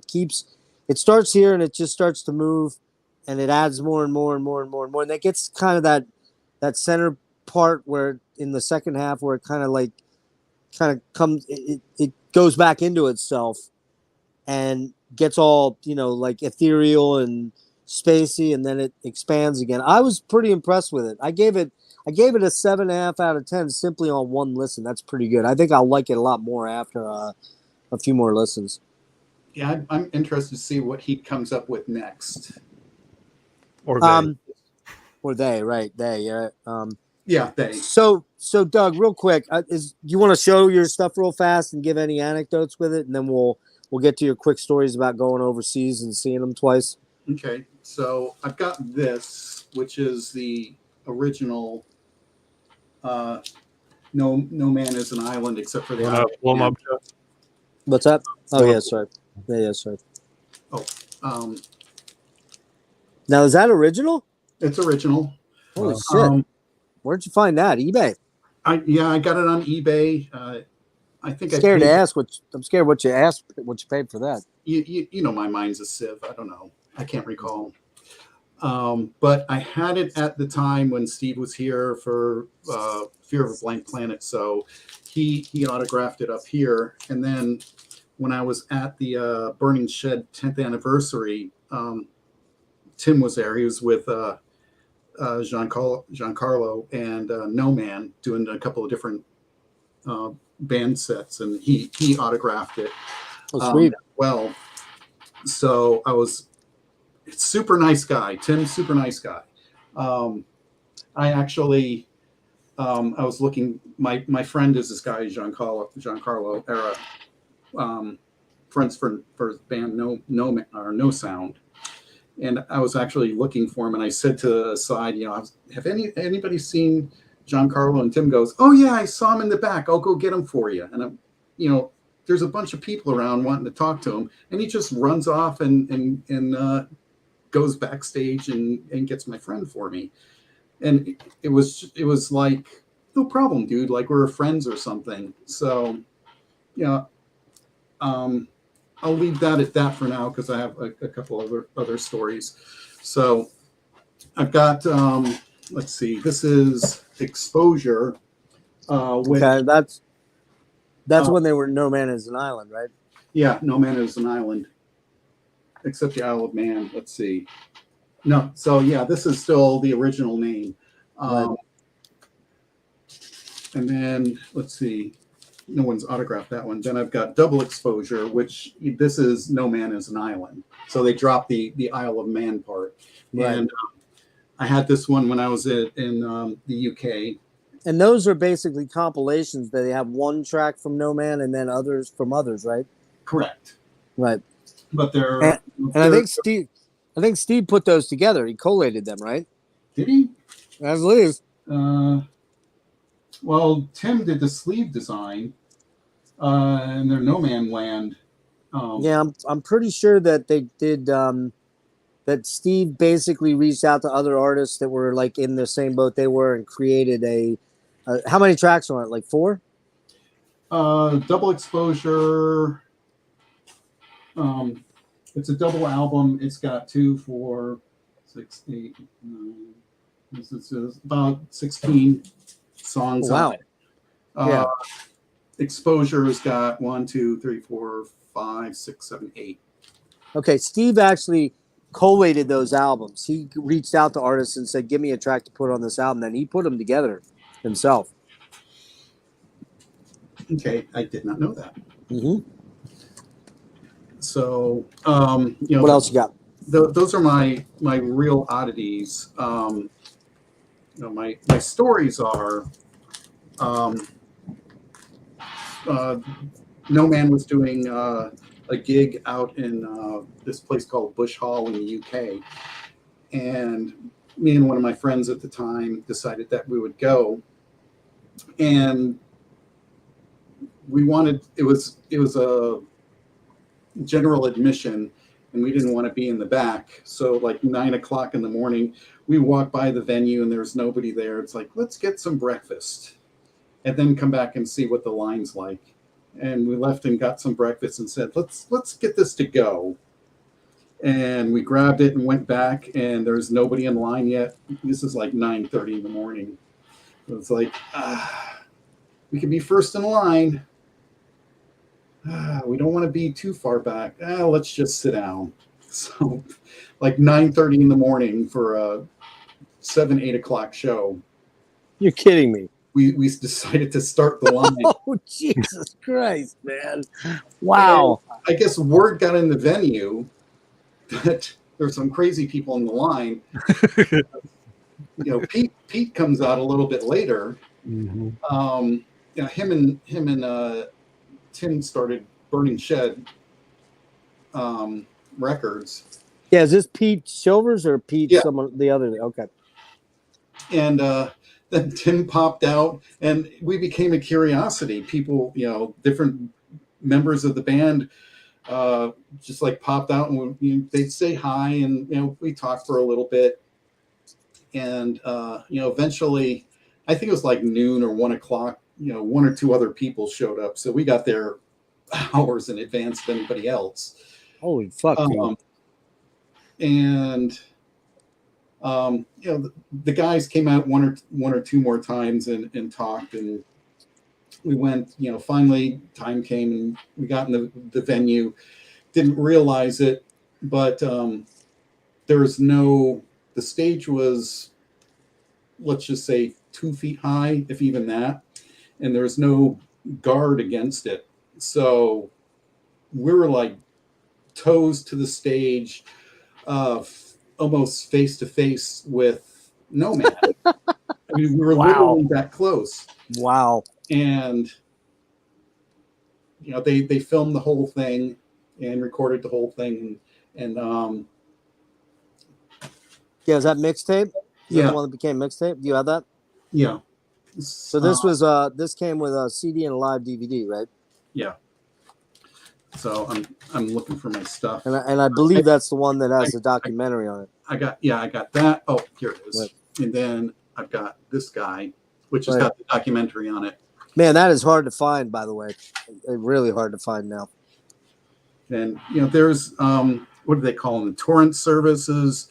Where you can, there was one for Steve Wilson. So I got the actual, somebody recorded the show, snuck in some microphones and a DAT recorder. So I got a free unedited version of the show. Oh, nice. And afterwards, the film crew was looking for us because they wanted to interview the nuts in line. And they jammed the camera in my face, and I don't even want to look at myself, but they asked some questions and I just blurted some things out, and I walked away really embarrassed because I felt like I didn't do the show or myself any justice. But I am on the documentary. That's right. Yeah, I saw that way back when. I have to look that up again. You're not in the documentary. You're in the documentary of the concert. Right. I saw, because I remember you telling me that, and I found you on there. I'm like, dude, you're a mega fucking dork now. You're like more dorky than I am. Like, I'm in the Blackest Eyes video, but I'm in the audience, and it's just kind of, and I'm also in the what's the one in the Park West, the one I drove out for the Arriving Somewhere video. I'm in that briefly too. But what I'm not is interviewed on any of their fucking shit. So you got that up on me, man. So that was, what year was that? 08? It's something like 2008. It was 2008. But then, had you seen them before, or did you go back over after them? It was 2009. It looks like I went back again. So that was the Burning Shed 10th anniversary. Okay. And that was a place called Leamington Spa in England, and it was a little town. They actually have some old Roman spas there, and it was another one of those deals. I got up early. It's like, how soon should I get to the venue? And I got there way too early and was first in line, hours before anybody else showed up. But it wasn't like the Bush Hall show. Nobody came out and talked to me or anything. There it was a bunch of bands, several bands. The No Man was basically the headliner, and they were doing a full band show. My friend Giancarlo did some solo no sound songs, and him and Tim got together and did some Memory of Machines songs. Who else was there? There was another band. So, what happened was, I made some friends. We held each other's place in line while we got lunch and dinner. I learned all about cricket that day. There was a big cricket match at a bar a little bit down the way, and I said hello, and they said, "You must be American." It's like, let me explain to you what's going on here. And I didn't even ask; they just started explaining how cricket works, and I walked away with a pretty good understanding. I was first in the venue, got front row, center aisle on the right, put all my stuff in the chair. I sat down, and I realized a little bit later that one of the bands was playing in the lobby, and there were two guys, Resonance Association. Love those guys. One plays guitar, one plays synth. And it's kind of an ambient thing. I've got several of their albums, and I'm sitting there. This song sounds familiar. It's like, oh shit, they're playing out in the lobby. I didn't realize nobody said anything. So I dropped all my stuff on the chair and run to the back. And Carl, I think it was Carl Glover was there.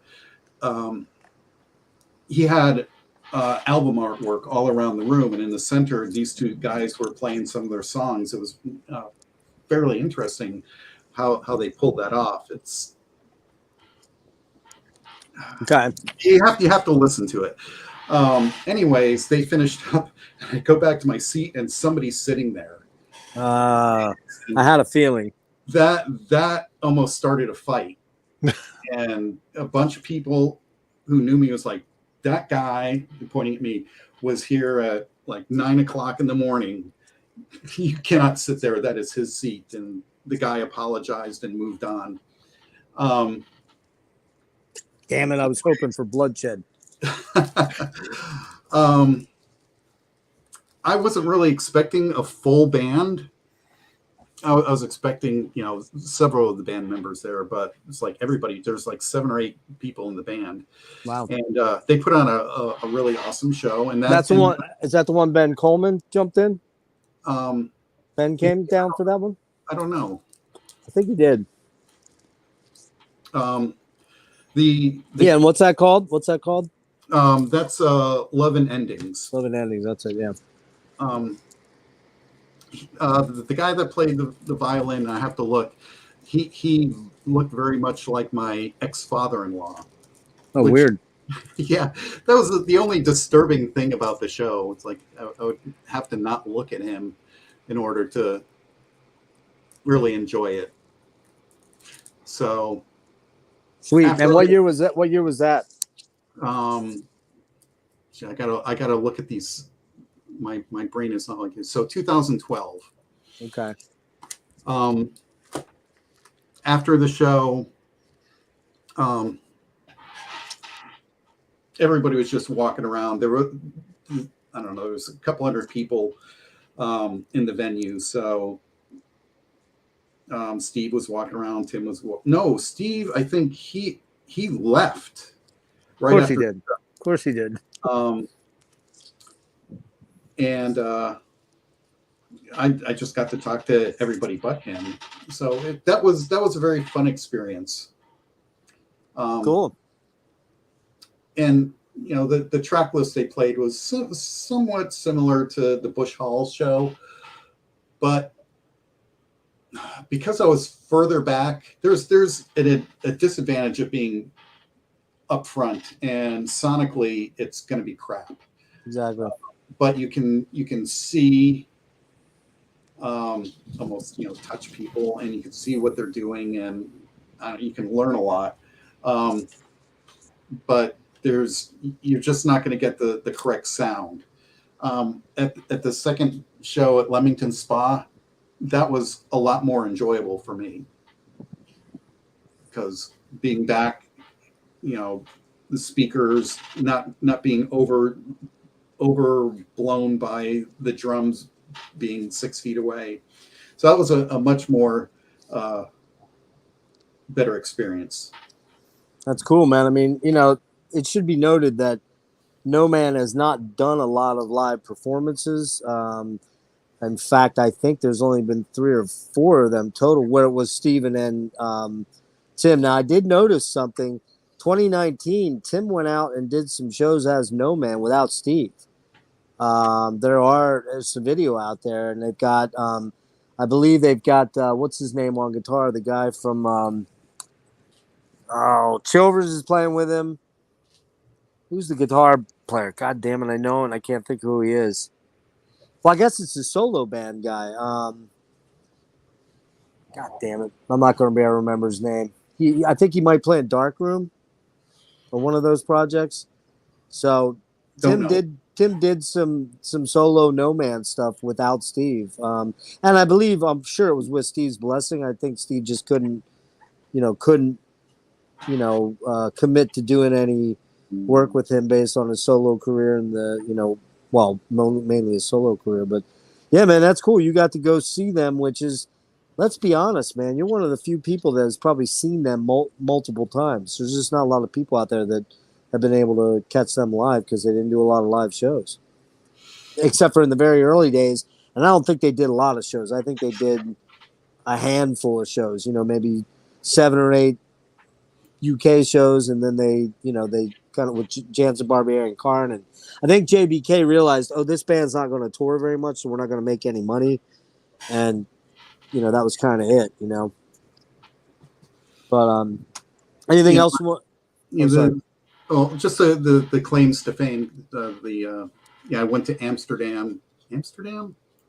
I did go to Amsterdam, but I went to Belgium and saw Bass Communion. Yeah, I'm not really getting into that because that's not No Man, but yeah, it's just the Steve Wilson. How many people have seen these various things? Oh yeah, nobody. You're the only guy in the no world. One. You might be one of the very few people. You are. 3 of them. You and what's his name, Charles from Tone Float, because I'm sure Charles came to see some of those shows. Don't you think? I would think Simon. Simon from the UK, the Carbon Nation guy. I don't know if he he probably didn't go to Belgium for. I think you're probably the only guy on the planet that's seen No Man, Wilson Solo, Wilson PT, and Wilson BC. I just don't think there's that many people that can say they've done that, dude. And outside of people who are working for them, maybe, but right. Well, yeah. Well, listen, man, I appreciate you joining us tonight. I know you got to call it quits early. Serge and I will soldier on with the rest of the catalog. We got a couple albums to get, an EP or two to get through here. But I appreciate you being on with me, man. Sure, no problem. Sorry, I got to go. yeah, All right, brother. Okay. We'll see you. Take care. Bye. Okay, where are we at here? Oops. All right, so where were we? We're at Carolina Skeletons, which came out in where's that? Oh, motherfucker. You know what? Oh, November 1998. No, not November 1998. That's not right. Hold on. Yeah, November 1998. This was a precursor to the release of Returning Jesus, and it has a couple of tracks on here that one in particular that makes the Returning Jesus album, which doesn't come out for another 2 years or so. This is a Third Stone original copy here. I know I got this at Forced Exposure. I remember that very distinctly. This one came from there.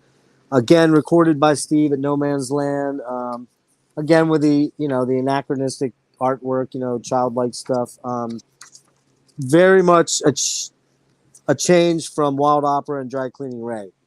Very much in the vein of where they continued pretty much the last 2 decades, I guess. From 2000 on to now, they've had a very what I would call post-rock, ambient,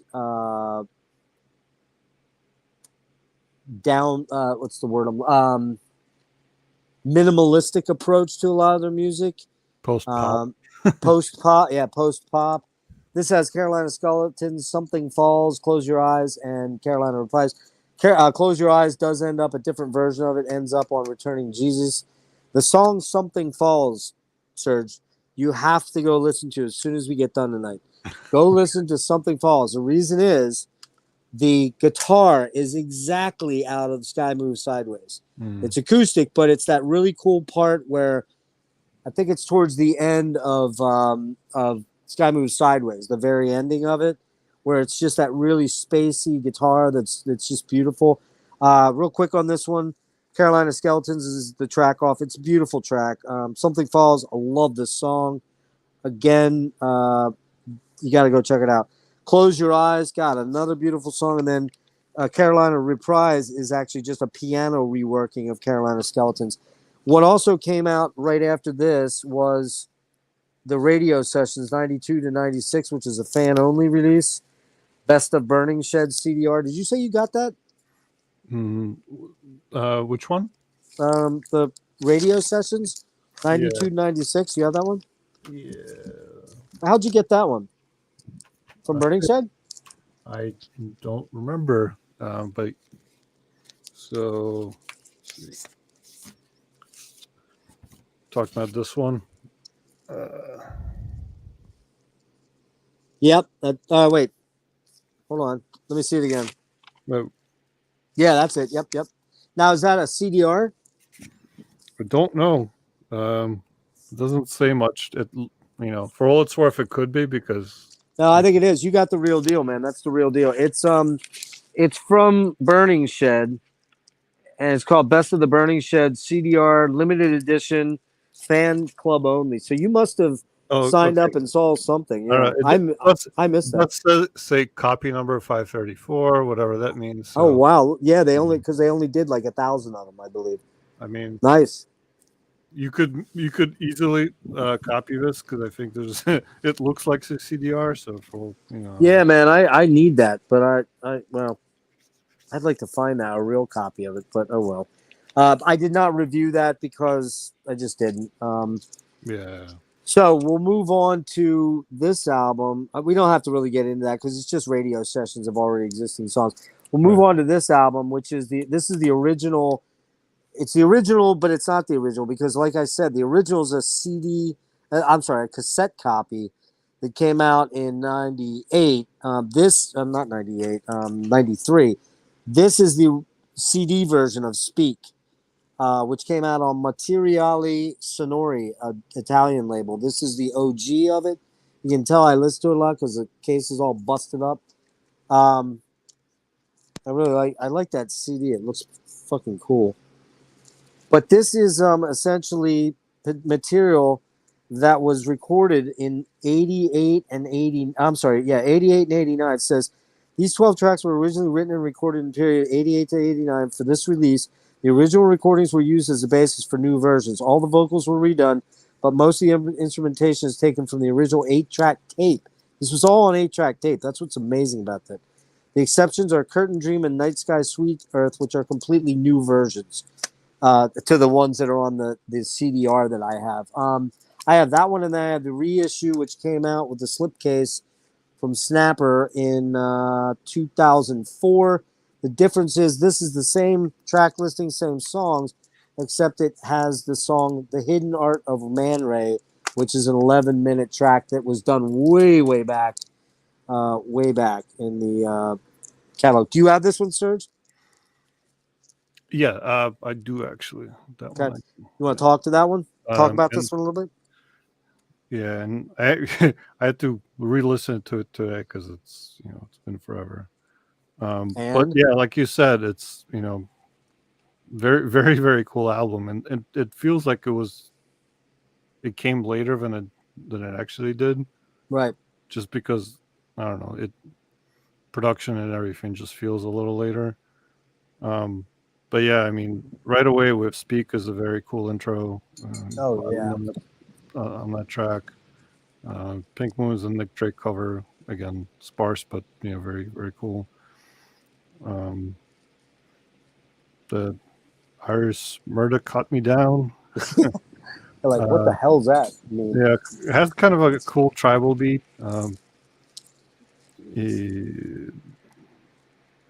Curtain Dream is a really cool one. That was one of my highlights. Oh, beautiful vocal guitar piece. Yeah. He has that like reverby guitar. It kind of reminds me a little bit. Just again, associations. If you remember from like the Kill Bill soundtrack of Bang Bang My Baby Shot Me Down by Nancy Sinatra. I don't remember that, no. Yeah, but yeah, it's has a little bit of that feel. Heaven's Break is another beautiful song. River Run, again, very atmospheric and beautiful. Night Sky, Sweet Earth. Oh, I love that song. Very, beautiful, slow, and sad. Life of Picasso is short but very cool. Love it. Very cool. So there's a lot of great tracks on this, man. It's really, again, they need to. No Man really needs to do some box set re-release something because there's so much of his stuff that's just needs to be heard by more people, I think. This album for me is here's what I said. This album is, oh my God, why can't I read my fucking writing? Beautifully mesmerizing, deeply spiritual healing, emotionally connective. Summer's Past. This album of all their albums makes me think of Summer's Past. It just has that anachronistic time out of, like just like time is standing still around me when I listen to this album. And it's extremely ambient. It's very, for the most part, you don't hear a lot of like heavy, you don't hear a lot of percussion on it. It's kind of like their super chill album. Like you really want to put something on that. Musically consistent for sure. Yeah. Yeah. Real quick on it. Gorgeous ambient intro, atmospheric. I could listen to the song Speak for days if it just went on for like 15 minutes. It would be so cool. Yeah. It's so incredible. Pink Moon, incredible reinterpretation of that song by Nick Drake. So beautiful. The little piano notes that he has, like the reverb hanging on, where they actually, like, I think they're reversed actually. It's like a reverse sound where he recorded and then he reversed it. Just beautiful, man. I mean, come on, Pink Moon, goddamn, man. Nick Drake, what a genius. Iris Murdoch, Cut Me Down, Atmos, Intoxicating. That's probably the most percussive song. Curtain Dream, beautiful vocal guitar piece.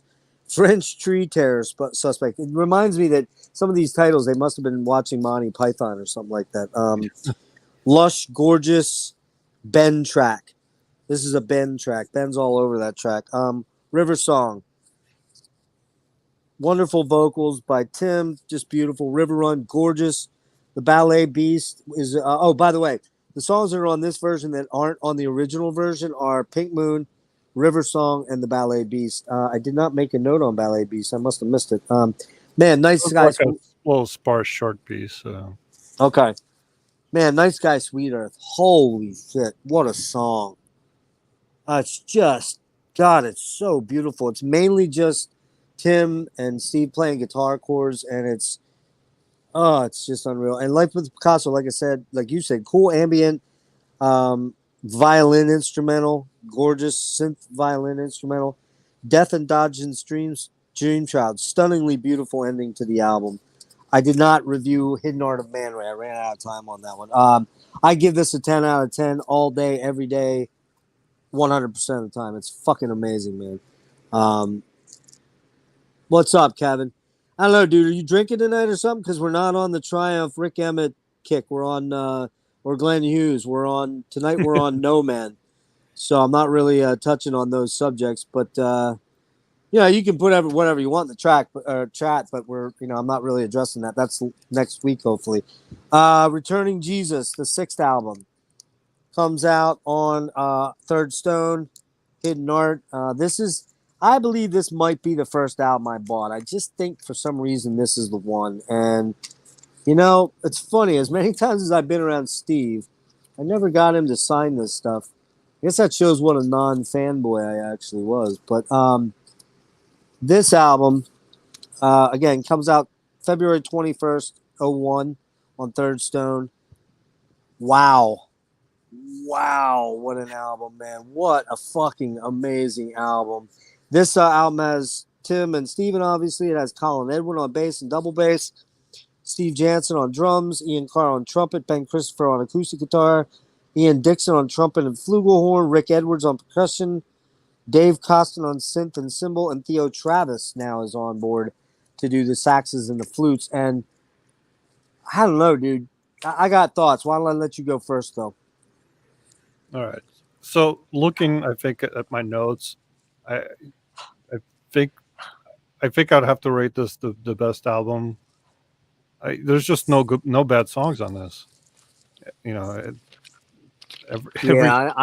Every song is good, man, from start to finish. You and I are thinking alike. This and Speaker, my top two. Actually, I'll go through that at the end. I didn't ask you to do it, but I'll give you my top 5. Yeah. So I agree with you. It's amazing. Yeah. So if I try to go for my top songs again, there's all of them I kind of rated as good. So it's a little tough, but No Defense, very pretty. I love the trumpet. Again, I'm not a guitar guy, but what sounds like lap steel or pedal steel, whatever. Slide. He's doing slide. Yeah. Whatever. Yeah. So I don't know, but I love that sound. All That You Are, such a beautiful emotional song. Darkroom, man, talking about cinematic songs, right? That has that like creepy, like haunted house vibe, in my opinion. Um, I again, so, Wait, Dark Room? yeah, That's not on this album. it was on my version. No, it's not. It's actually on the. It's actually on. I think it's the deluxe It's an. version. It's you have the album, the one that's the album. Um, well, so I have the regular album, but I was listening off the deluxe one, Oh, okay. All right. The so reissue. The it has the reissue. extra tracks on it. You're right. The reissue So, does. They came out later. You're right. Yep. um, and yeah, I don't know where. I guess one ends, one stops. Something falls. Um, again, you when I was listening to it, like, wow, again, like that Porcupine Tree's guitar, and then Okay, so you have heard that song then. You did hear it. That's on the yeah, bonus. Yeah, yeah. and then when Yeah, I looked that's the when I looked PT it up, stuff. I was Yep. like, oh, okay, he reused Spiral Circus, so that makes sense. Yep. Yep. Yep. Yep. Yep. Um, You heard it then. You know what I'm talking about. Yep. yeah, I mean, look, every song is super cool. I don't want to Yeah, keep this repeating myself, but there's just no bad songs on here. this is a Chelsea this is a Cap, I just one note there is like, so this is I think one of the earlier instances of them actually incorporating harmonies, which they started using more of later. I think that we'll get to. well, the reason Chelsea Cap and Darkroom aren't on this album is because they wouldn't fit with the flow of it. They're different. To me they're very different tracks. Chelsea Cap especially is very. Also the other one, which is on the All That You Are. What's it called? Until Tomorrow, the banjo track. Yeah, that they just wouldn't fit with the flow of the Returning Jesus. Most of the material because this is a very continuous flow of songs. When you listen to this album, it really it's an amazing collection of songs. You have what 2, 4, 6, 8, 9 songs on here, and every one of them is a fucking 10 plus. You know what I mean? Yeah, Only Rain, breathtakingly beautiful. Those strings from Natural Neck are used on there. No Defense. What do I put there? Super mellow, beautiful ballad. Close Your Eyes. Oh my God, man. Close your eyes. Just so unbelievably beautiful. And the guitar solos at the end there where Like Steve does that. it has that great guitar, just kind of like with just, and it's such an atmospheric track that that little bit of guitar just makes everything. And here's the other thing: while Steve Jansen plays drums on here, most of these songs don't have drums on them. They have a lot of hand percussion. Carolina Skeletons. Again, why Chelsea Cap maybe didn't fit because it actually exactly had an actual beat to it. So. Dark Room too, if I remember correctly. Slow It All Down, man. Are you kidding me, man? Slow it all down. Slow it all down. And that always move too fast. And all the harmonies that come in there where Tim's voice is floating in and out. And what an absolutely amazing song. Oh my God, just mind-blowing. Lighthouse, man. That's another one that is just, oh God, it's just. Yeah, the build-up on that in that second half is cool. Oh, it's fucking amazing, man. And then it wraps up with All That You Are, which probably is the most poppy track on the album, like the most accessible song. But it's probably, I said right here, most mainstream track on the album. What's it say here? Let me take your hand and love all that you are. Really great vocal there on that one. What's this one say? I don't. Wait a minute. I got some lyrics written down here. I can't read them, of course. Oh, from Outside the Machine. That's another one. Outside the Machine. The vocals on that and the chorus are just amazing. This album, Returning Jesus, is a fucking masterpiece, bar none. It's just it's a stunning album. There's no other way to put it. It's just mind blowing. And it is my favorite album of theirs, but just barely edging out Speak, and another one that I kind of forgot how good it is, Together We're Stranger, which we're going to get to in a minute. Lost Songs now comes out. That's a CDR only from Burning Shed exclusive, 14 tracks of unreleased tracks from Flower Mouth, Wild Opera, Dry Cleaning Ray. This one has a lot more of the drum and bass stuff right there. Serge's copy of it. I have that as well. Serge, I only got to. You said you didn't review this one, right? Yeah, I didn't get a chance for this. All right, let me hit a couple of songs on it. Goth Girl Killer is really killer. That's an awesome track. Very drum and bassy, but it's got some really killer guitars in it. All the Reasons is really cool, trip hoppy, beat driven, really, really nice guitar accents in that. Samaritan Snare, which is a wild opera, experimental, jazzy, trip hop thing. That's really cool. What else do I have here? Catford Gun Supply. I did not find that online. Days Like These, very unusual track for them. It's very much a return. That one sounds like a returning Jesus track. Days in the Trees, Bach. That's a blissed out ambient version of Days in the Tree. Could not find Baradub. Hard Shoulder is cool synthy track, very flower mouthy. Love Amongst the White Trash. That's a great one. That's kind of like a Housewives Hooked on Heroin song. Flower Mouth. Also Amateur Wild, Drug Me, Pale as Angels. I could not find online, and I didn't want to throw my copy in the car because I wasn't driving today. But the best track on here, Coming Through Slaughter. Super funky, Frippertronics, killer track. Really, really badass. So that's Lost Songs. Definitely worth having. It's way out of print. Good luck finding it. I have no idea what it goes for on Discogs, but my guess is $30, $40, maybe more. I don't know.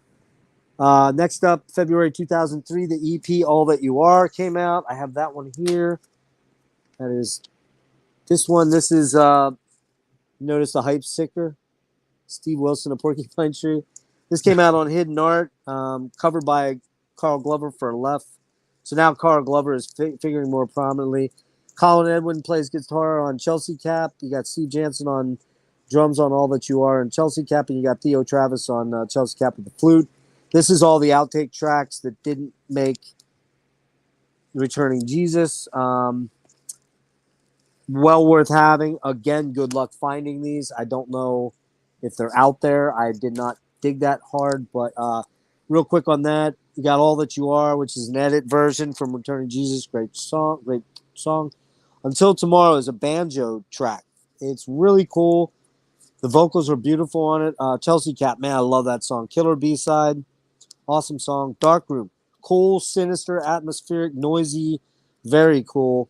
And Until Tomorrow is lo-fi. Is just a remix of the banjo track, and it doesn't have the banjos. It's more like atmospheric and ambient. All right, we got 3 more albums to go, and I think we're done with all the EPs, I believe. Yeah, we're done with the EPs, but there are some things to mention, like reissues and things that are important. Together We're Stranger comes out. You have that one, Serge? Yep. Here's my copy. I got the yellow copy. There is a blue copy of the CD and DVD. I never did pick up the DVD. This is the You have that one, okay? Yeah, and yours actually has 2 different tracks on it, I believe. Blue Coda and one other one. I forget the name of the last song. That's Break Up for Real, a different mix. Yeah, the drum mix on that, and that has the 5.1 mix on it, which he started doing.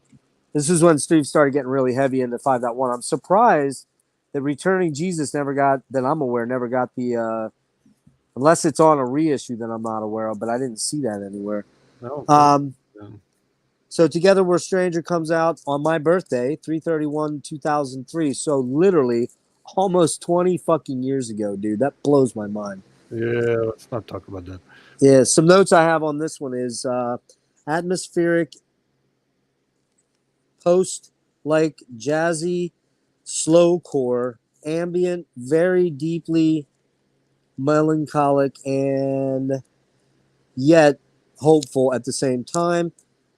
This album is about heartbreak, loss, pain, sadness, also redemption and finding peace, inner peace. This came out on K-Scope and Snapper. Again, this is Steven Wilson at No Man's Land, and it's Tim and him. And I know there are some other players on it. This has Ben Castle on clarinet, bass clarinet, and flute, which they have a lot of clarinet on this. Dave Pickering plays trumpet, electronics, and percussion. Michael Bearpark, that's the guy I was trying to remember his name. That's Tim's guitar player now. Michael Bearpark does a solo. Stephen Bennett does noise, organ, and cymbal. Pete Chilvers, we know him from Chilvers, Bowness, Chilvers, and also he's in Tim's band. He plays space bass and bass. And Roger Eno I'd is like to know actually what on. space bass is, but you know. I don't know. You'd have to ask Pete Chilvers, I guess. He opened this, man. Didn't really ever. Okay. I had not listened to this in a very long, very, very long time. Like a very long time. And man, holy fucking shit. Wow. What an album. Together We're Stranger. Very atmospheric, cool guitar, very bass communion. Like he's using the chords from Drugged. The song Drugged, Bass Communion on Bass Communion 2. He's using the chords on it. Samples. What a beautiful leadoff track. All the blue changes, gorgeous. That Mellotron on there. Oh my goodness. Very, very talk. The City in 100 Ways. Man, is that good or what? The City in 100 Ways wouldn't let you stay. Love that song. Killer track. Things I Want to Tell You. A beautiful acoustic track. What's that say here? What you left behind? Oh, that's one of the lyrics from it. I forget the. But my favorite song on here by far is Photographs in Black and White. Wow. Mm-hmm. Holy fucking shit. Acoustic, gorgeous track. And what I have to say there is that I gotta remember I will in a minute. I'll come back to that track. What do I got here? The chorus on this is insane. Gorgeous, lush, vocals are amazing. The breakup for real, really cool. Sort of has a sinister vibe to it. Killer chorus. Friendship comes, but this is the one where he goes, friendship comes, but it mostly goes. I love that line, dude. Friendship comes, but it mostly goes. Not like it comes and goes. It goes, you know, meaning that we're just man stabs you. Well, the lyrics on this album are incredibly deep. They're incredibly personal.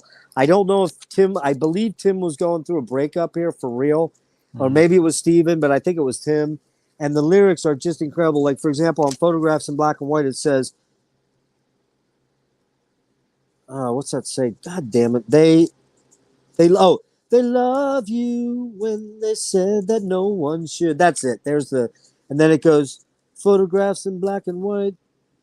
Oh, shit. I'm forgetting how that thing goes. But I love from Photographs the part where he goes, they love you when you said that no one should. And it goes into that. It's just, man, dude, that song is just fucking epic with a capital EPIC. Just a killer track. The breakup for real is great. And then that's the final track. But on the vinyl version, that has two different tracks. They have Blue Coda and Breakup for Real drum mix, which then was on the reissue, which you have with the DVD-A.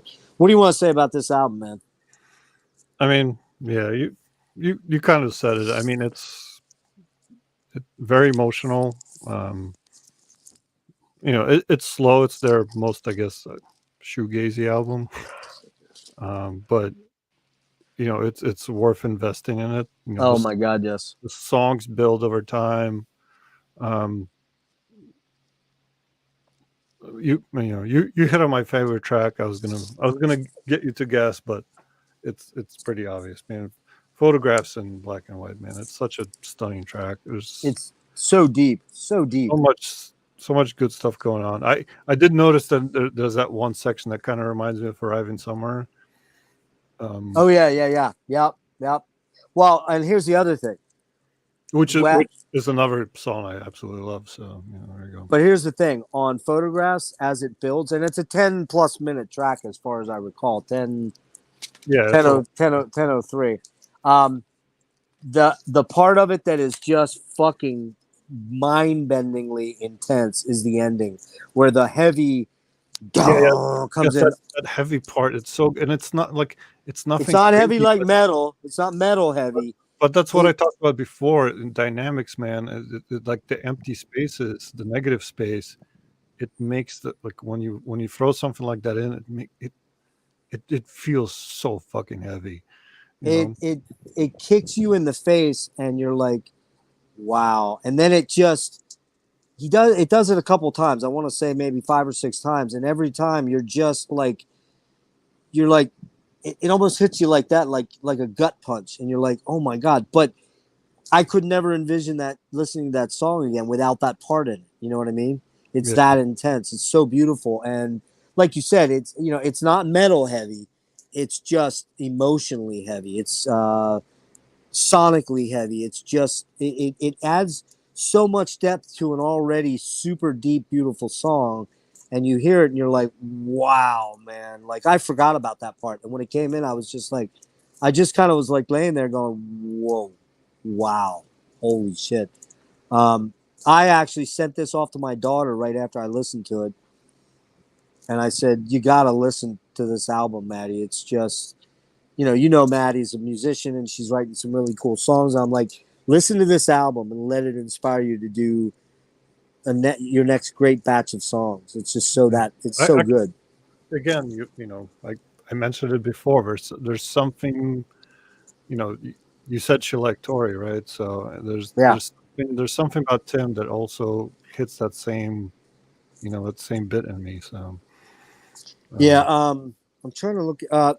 This album to me is very, very, very, very, very. I can't say enough varies about it. This album is very influenced by Talk Talk's Laughing Stock album. I hear so many parallels. Not ripping it off. I just hear the inspiration is there. It was coming from that. And I will say that Tim's vocals on this album are probably his most exposed in terms of emotionally exposed. They're raw and they're beautiful the whole way through. very, I mean, very emotional album. Yeah. yeah. So I don't know. To me, more harmonies here. Not much. Well, mentioned it before, and this. You said no or more? More. You said more. Yeah, more. Oh yeah, like The City in 100 Ways. Yeah, that's beautiful, and that Steve is singing on that, and it really fits that section of the song. Yeah, it's another 10 out of 10, man. Like, and here's the thing: they went. Hold on. Okay, this was pretty quickly after Returning Jesus. Then we go a long time without a No Man album. Long time. Did you want to? Are you wrapped up on Together, or do you want to add anything else? No, I'm good. Yeah. All right. October 2005, Flower Mouth is reissued. I showed you that. It has a digipack. It's on Snapper. It has Angel Dust and Born Simple on it. All the Blue Changes is a comp. It comes out in 2/27/06. I do not have that. It has 7 previously unreleased tracks, edits, or remixes. Then and this is what you probably were listening to, the Returning Jesus Complete Sessions only, a vinyl release of 500 limited edition, 3 LPs. That does have those tracks from the All That You Are Returning Jesus sessions on there. Together We're Stranger. You show the one, Serge, with the blue. You show that again quick. This comes out in April 2007. It now has a 5.1 mix of the whole album on a DVD audio. And then, yeah. Yeah, right. Oh, you got them both. Okay. I don't know why I didn't pick up the DVD audio one. It's kind of weird. I might have started to get out of my collector phase around then. Like maybe they actually can't have everything. No, that came out in 2007. I was already long divorced, so it was probably not that. I know that during my divorce in 2004, she left in 2002. We didn't get divorced until 2004, but there was a lot going on there, man. I was struggling with a lot of stuff. So, all right, next up, we finally have an album now, 5 years later, and it comes out 5/12/2008. And here's the digipack version with the DVD audio. This has the 5.1 on it. Also, the has videos for All Sweet Things, True North, and Wherever There's Light. This is called Schoolyard Ghosts. Really cool Carl Glover artwork again. Always. I love the artwork for No Man stuff. It's just so human, I guess is the word I'm looking for. I don't know. Really nice artwork on that one. We'll keep us both up on this one. So this comes out on Snapper. Also, the first 2,000 that were sold had a 6-song EP added that had alternate versions. I have that, but I couldn't find it. It's in one of my boxes over there. This was Steven Wilson producing. So, all right, talk to me about this one, man. All right. And this is what three quarters of PT on this one. So What do you mean? musicians wise, because It is? Colin and Oh, Gavin are on here. Oh, Yeah. Colin and Gavin are on. That's right. You're right. Mhm. So Yeah. PT is still a thing right now. PT hasn't gone into hiatus yet. So Go let's ahead. see. My highlights are True North, and that's a long one, but there's so much cool stuff going on there. Flute strings, that equine percussion towards the end. That's a very cool one for me. Followed again, right after that, the next track is also very cool, which is Oh, yeah. Wherever there is light. Very simple, but just beautiful, and the flute on there is fantastic, and vocals, man.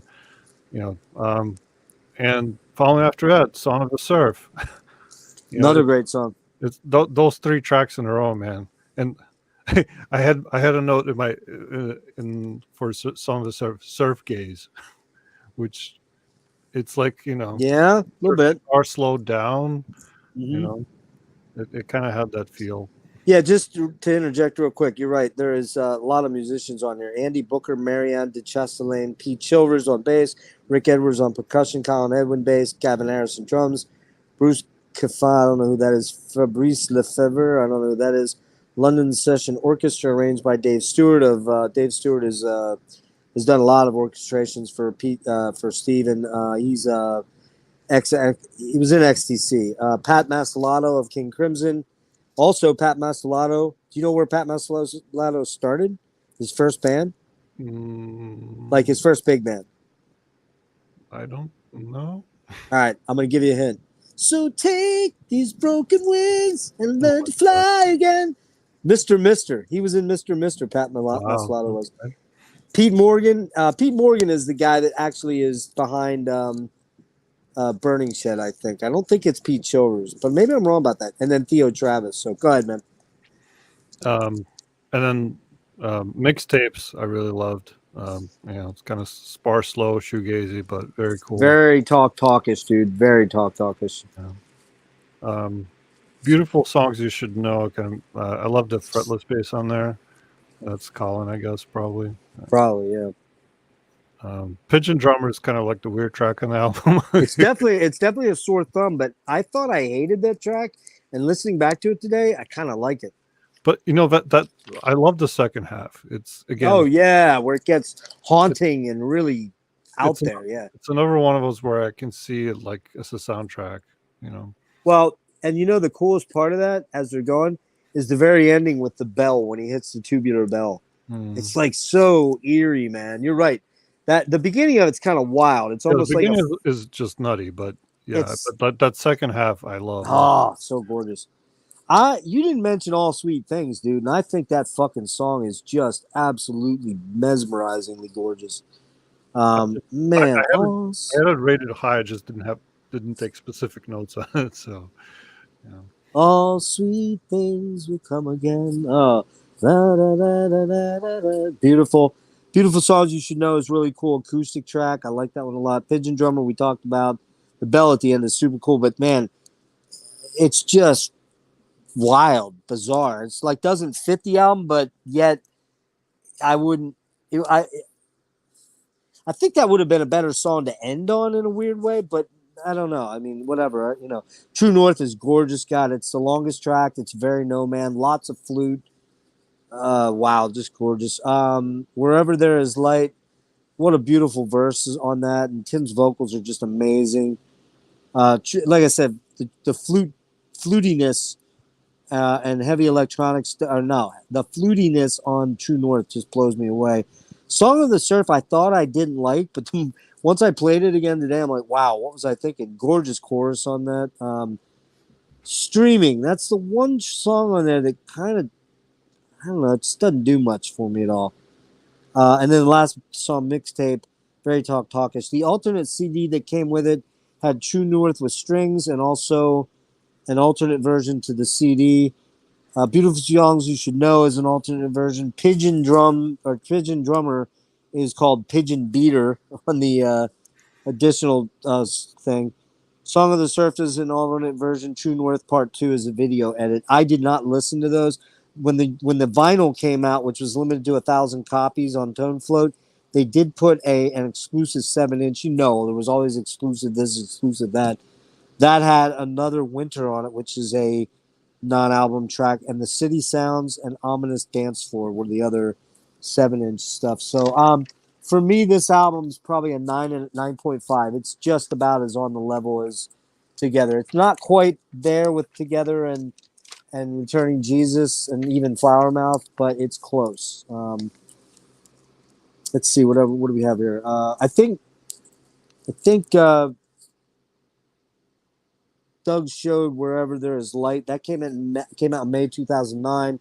It was a limited CD release. It had Wherever There Is Light, Death Was California, Counting. Oh, you have it. Oh, there it is. Okay. Is that an EP with just a few songs, or is it a full album? It's just 5 songs. Okay. All right. I have to say I fucking missed that one. That was the one EP I did not hit. Did you listen to that? No, but no. Okay. Anything jump out at you? A couple of those tracks are just live, so it's okay. Caroline Skeletons and all of those. Right. So there's 3 tracks on there that weren't. Yeah. They probably came from the Schoolyard Ghost, right? It was Schoolyard Ghost outtakes. I mean, that would be the time period. Yeah. I think. So the next thing that came out was Wild Opera Expanded, which is a 2 CD edition. Do you have that one or no? No, I don't have that. Okay. What that is? Original.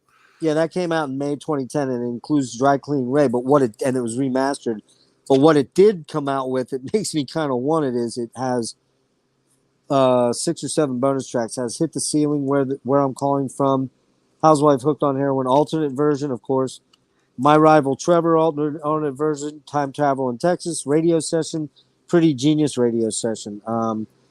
Whether I'll ever pick these up, I would probably want to have everything, but because of my health, I'm not going to go blow a bunch of money on this stuff. Love and Endings was the first live. That was the one Doug said he stood in line at the front. Oh, wait, he did that for both shows. Never mind. April 2012, that's live from September 14th, 2011. And again, Doug was at that. I don't own that one. In November 2017, Returning Jesus Remaster came out with all the bonus EPs, alternate versions. That's the one you were listening to, I think. So that brings us up to almost present real quick. We're almost through. Let's see what time is it. Oh, we're going to get it in under 3 hours. Good. So they put out an album over COVID, right? Or right before COVID. Right before, yeah. Yeah, they put out an album called Love You to Bits. Came out. Oh, you got that one. Cool. Okay, I do not. Cool. Nice. Oh, wait, hold on. So put it up. Guess what the musical influence on this one is? What do you mean? Well, look at the cover. Oh, the crystal ball, the disco thing. Right. This came out on Caroline International on November 22nd, 19. Right off the bat, this is a super, super techno, electronic, disco, pop,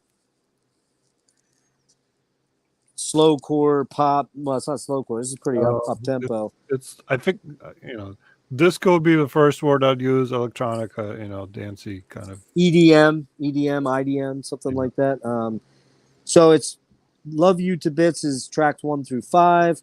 Love You to Pieces is tracks 1 through 5 on the second side of the album.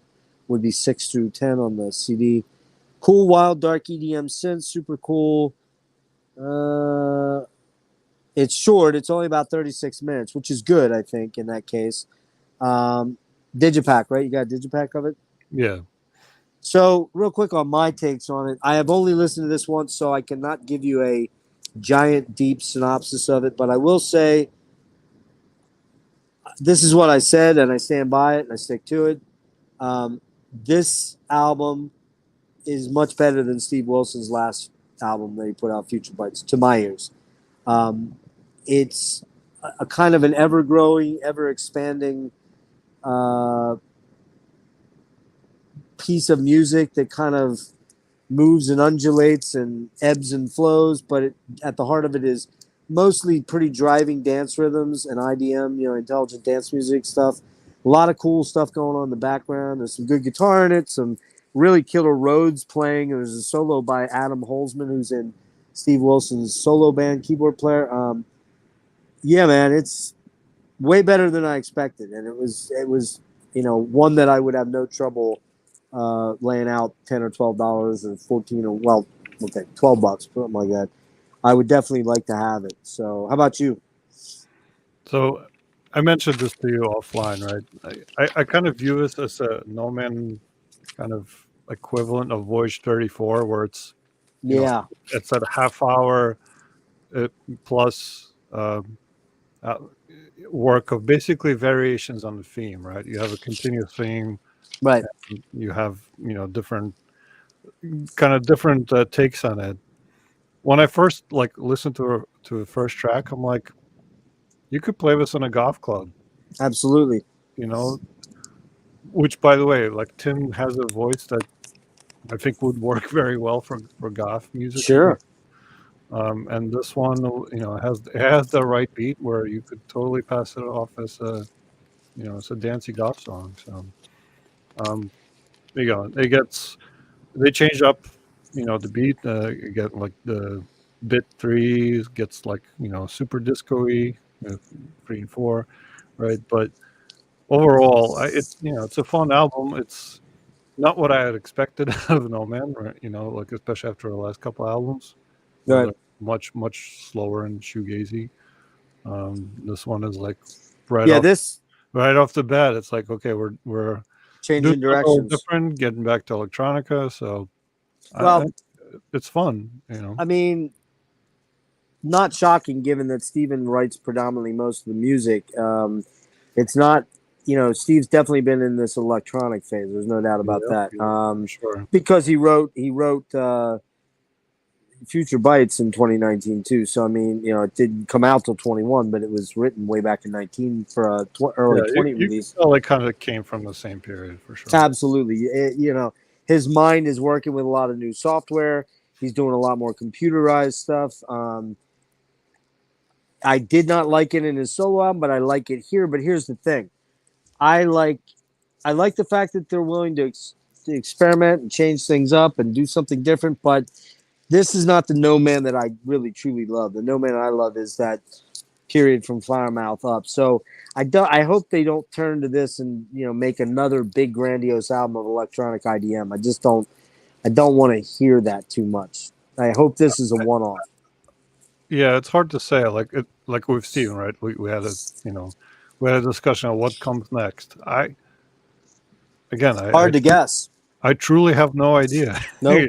It's so hard to predict, Steven. I don't know. Well, I mean, in all honesty, even given the fact that, the weird thing is, this came out before his solo album, so we should have kind of maybe known. But this was the last direction I thought they were going to turn. I did not see No Man kind of going back to the glitzy dream pop, because this does still have a dream pop, except one big difference. We're talking 2022 technology and recording technology and sounds. Nowadays you can buy a software package that has the most unbelievable sound manipulation, electronic stuff ever. You don't really have to be a great musician to use some of these things. You got to know how to use computers and that kind of stuff. But I did not see this coming. And frankly, today was the first time I listened to it. And here's why. When I heard they went this direction and I read some of the reviews, I was like, man, I'm going to fucking hate this. Even though I like dance music and I love electronic, a lot of electronic music, but I don't know that I really wanted to hear No Man go back to electronic music. And in the long run, I hope, whether I'm here or not is kind of immaterial, but I hope it's not a permanent direction they've gone in, but it's hard to know with Steve. You know what I mean? He's very influenced by the things he's listening to currently. So I'm gathering over, back in 1819, Steve was listening to a shit ton of electronica or something, or clubby type stuff, because, where else did that come from? It confused me a little bit that they went this direction. That's not a bad thing because it's done very well. Oops, sorry. It's done extremely well, and I like it. But I just hope it's not a permanent direction that they're heading in. I don't want to. I just don't want to hear Tim doing these. Because here's the thing: you kind of lose a lot of the dynamics of Tim's voice in music like this. For me, Right, Tim's voice, man. It's almost a shame to kind of not give it the space that the slower songs give it. But variety is good. So nailed it. we'll see where it goes next. If assuming they do something, but hopefully they do. So unfortunately, we really didn't get a lot of views tonight. We only had 3 or 4. I think we had 6 people at one time, and I kind of expected that. It's Sunday afternoon. Well, yeah, people watching football. That's the issue, right? Like nobody fucking knows about this. And nobody knows about this band, and they should. It's a tragedy. Yep. I don't know. It really is a tragedy because this band, along with Talk, who I'm probably going to do a solo deep dive on this week or something like that, and show this band and Talk, for God's sake, man, they're 2 of the greatest fucking bands you're ever going to hear. Some of the greatest music you're ever going to hear.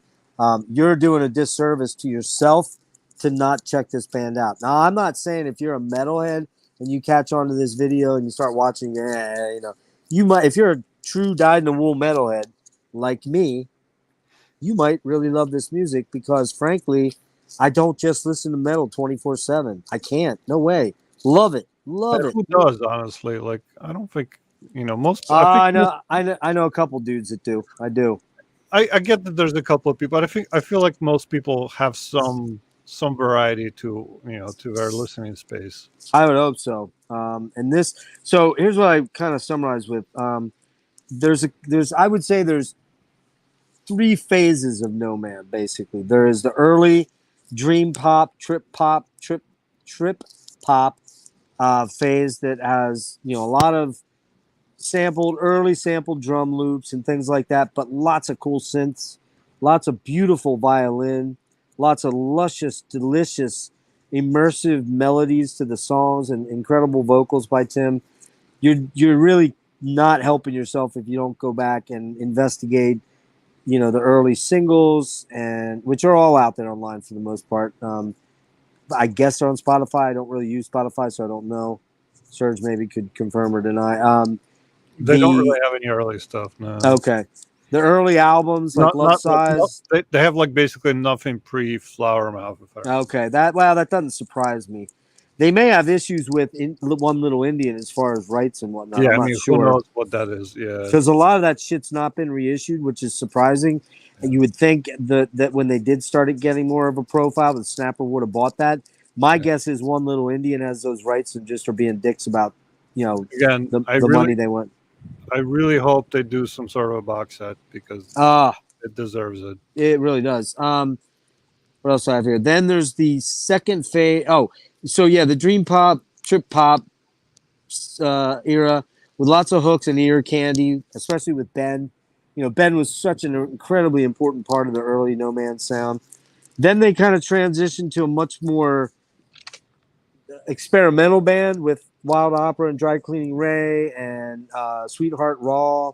The Heaven Taste material is very experimental, very ambient, trip hoppy, but lots of jazz and sax and kind of wild, crazy wah-wah guitar. Against Tim's vocals did change a little during that era. He was trying to be a little bit more. What's the word I want to use? There's also more processing on his vocals in those. Say again. There's more processing on his, at least some processing on his vocals during that era. Wait, what are you saying? I can't make that out. So there's some processing. What are you saying right there? Spell that out. I can't make it out. Processing. Oh, processing. God damn, I could not make that word out. Okay. Yes, you're right. Lots of processing. And he also doesn't sing as breathy as much. He's a little more forceful with some of the stuff. Like he's pushing pushing his vocals a little bit, which they sound great, but I love Tim's breathy, beautiful, ethereal voice, which then that brings on the third era, which is from Carolina Skeletons, Returning Jesus, Together We're Stranger, All We Are, Schoolyard Ghosts. That is my favorite era. It's the albums are my favorites. Just man, Wow. Criminally underrated. You hear people say that all the time. This guy is criminally underrated as a singer. That guy's criminally underrated as a guitar player. You hear that shit thrown around. I do it all the time. There's no band that I could say is more criminally underrated, other than maybe Talk Talk, who are no longer around. And No Man is still a going concern. No band around that is like No Man, that sounds like No Man, that captures, again, that feeling of summers past, that melancholic, the years are passing by, and I want to grab that part of my life and just hold on to it for dear life, because when it's gone, and I can only have the pictures and the memories and maybe some of the videotapes of more modern people. But we all pine for, at least I do. I don't know about you, but I pine for simpler times when you could leave your doors unlocked at night and you didn't have to worry about somebody breaking in and slitting your throat or raping you or killing you or doing something horrible. That was a time, Serge. In the 70s, it was like that. I don't know how safe it really was. Maybe we were all just fooled by it, but you didn't see on the news about serial killers 24/7 and Well, you also, yeah. I mean, I think politics. your news exposure was much more limited too. So, Well, it was much less limited. You didn't have a 24-hour which news cycle. maybe is a good thing. Like maybe it's not so healthy to know all the shit. Exactly. It's not. It just seems like the times were less anxious in the 70s and 80s, and as we progress into technology, things become more constantly threatening. And what I hear in No Man is, it's okay. You don't have to worry. Yes, there are heartbreaking moments in life. There is loss. There is sadness, but there's also redemption and happiness and goodness. And I hear that in their music, particularly from Flower Mouth on. Not so much Wild Dry Cleaning Rain and Wild Opera. They were very experimental and very cool, but the emotional stuff isn't quite as poignant there. But man, it really starts with Carolina Skeletons and Returning Jesus. It's just mind blowing. I am not gonna lie. I hope they go back to that style somewhat, but they're always going to do something a little bit different. And I hope if anybody sees this and over the next year or two, you'll just go out and try it. And granted, you may put it on and go, ugh, what? But I don't know, man. This stuff is special. It's very special music, and it should be heard by a lot more people.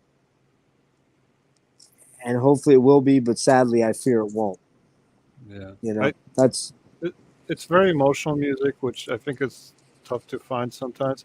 But also, like, there's a weird quality, again, when I talk about Tim's singing. Like, sometimes you can find songs that are sad and make you, like, feel, like, horrible. Like, but there's a weird thing that Tim does that he might be singing something, tragic and heartbreak or whatever, but there's something that makes you feel like it's consolation. It's like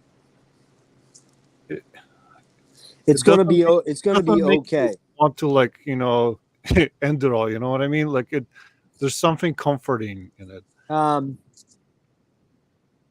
Yeah, he offers hope in his voice. There is that no matter how painful whatever painful situation, like Together We're Stranger, like you said, that's a deep, dark look into a dying relationship. But yet, at the end of the album, you feel this uplifting feeling of, man, this was heavy. This hurts so bad. The human experience is full of so much suffering, but there are redemptive moments that bring you back and rein you in and say, but life is so worth living. The good things in life, when they happen, always outweigh the bad. And I just hear that in No Man's music. Maybe it's farcical to believe that. Maybe it's just my own little dream world I'm existing in that tells me that. But Tim's voice is just so magical, man. The guy just has such a magical voice. And I have an admission to make, and that is that other than California Norfolk and Samuel Smiles. I don't really own a lot of Tim Bowness, and you said you don't either. Yeah, And I feel like I that's really not need to good. explore it because Exactly. after doing all these releases, I'm like, man, its voice is just otherworldly. I have to, check out And more work. let's just like tie it in a bow here. The partnership of him and Steven is something very special that you don't come across very often in a creative partnership. Usually there's one guy is domineering and the other guy ends up going, I hated that fucking guy, man. I worked with him for 30 years and I fucking hated that guy. If you watch the documentary, which I really suggest that you do soon, it's pretty fucking cool how they've maintained this friendship for a very long time. And in fact, at one point when Steven got, his profile just blew up with Porcupine Tree and then the solo thing, he apparently told Tim, look, you should go out and tour with band because No Man really is you as the focal point of as the vocalist. And I bet in a weird way, I guess Steven was saying, look, I don't know if we'll ever record anything again, but you should do what you need to do with this band because, create a band and go perform live. It is you. I can't be there, and it's understandable. Steven wasn't going to walk away from selling out Royal Albert Hall and now fucking Wembley. They just played to 12,500 people. What? What? I don't even understand what's happened here, but whatever. I mean, I'm glad for them. Don't get me wrong, but it's mind blowing to me that they're paying to 15,000 people in Chile and 12,000 people in Italy and shit. Anyway, Steve's not going to walk away from that back when No Man was kind of this project that, don't get me wrong, a beautiful project that I think Steven has a lot of his heart still in, but his financial wallet says that's not where you're going to survive, dude. If you're going to be the compromising artist complete, well, then shut all that other shit down and just focus on making these art rock albums, but you're never going to survive off those. You got two young kids and a wife you're supporting now. You need to have, you need to not be the starving artist. And, ever since probably, I don't know, 2001, 99, 2001, when PT finally started to become a thing, he hasn't had to be that. If No Man went out on tour in America, do you think, well, the Steven Wilson people would show up now, but let's go back to, say, 1999 or 2001 when Returning Jesus came out. Do you think you'd have more than maybe 45, 50 people show up at a No Man show? It'll No be way. it'll be No way. like World Cafe in Philly. That's the kind of show. Yeah. What? Oh, was that Blackfield? Yeah, that was Blackfield. Yeah. Well, was there a lot of people at that show? I don't remember. I don't not like a hell of a lot, but I don't Wait, know. is that the one that we went with Tracy and Mel and all that? What? That wasn't World Cafe. That was at in Conshohocken at the Grape something pub. There was hardly anybody there. It was maybe about like 25 people. No, but I'm specific because that's the kind of band that I could see World Cafe, hosting. Well, wait a minute. Goes. We did take him away from World Cafe, but was that Blackfield that was playing? I'm trying to remember what that. I'm trying to remember if it was too, because I remember that was kind of fairly. There was quite a few people at that World Cafe show, like a couple hundred. It wasn't like going to the Club Iota down in DC and there was maybe 55 people there, or that one at Grape Street Pub. That was really bad. There was anyway. I don't want to derail. Yeah. But I know. One thing I do wish is I would have seen No Man live. They never played in America. Nope, never played the States. It's a shame. I mean, Doug had the ability to do that. He had no kids. He was older. Doug did very, very well in his job. That's why he could afford to grab cool stuff that I never could now lately the last 15 years. And I don't begrudge him that. That's really super cool that he did that. It's cool that I know somebody that got to see a No Man twice, I have to laugh at the stories. I remember him telling me, and then when he jogged my memory about it, it's like, dude, you sat in line for 12 hours? What? Really? Oh, and he's like, no, like 11, dude. I'm like, okay, 11. I'm sorry. There's no chance I would be able to have that kind of Oh, fuck business. no, man. No way. You know, we did some crazy shit back then, and I did some crazy drives from here to there and nutty stuff, but no way would I stand in line for I just 11 hours just to be the first I, guy in the building. I hate lines, man. There's So do I. look, I came from USSR. I don't do well with lines, man. But ironically, without lines, you and I probably never meet. You know, that's the crazy part of Oh, that thing. true. Well, without a line and me wearing a Frontline Assembly shirt. So, but yeah, so anybody watch, I'm going to give you a quick rundown of my top albums. Returning Jesus, Speak, Together We're Stranger, Flower Mouth, Schoolyard Ghost, Wild Opera.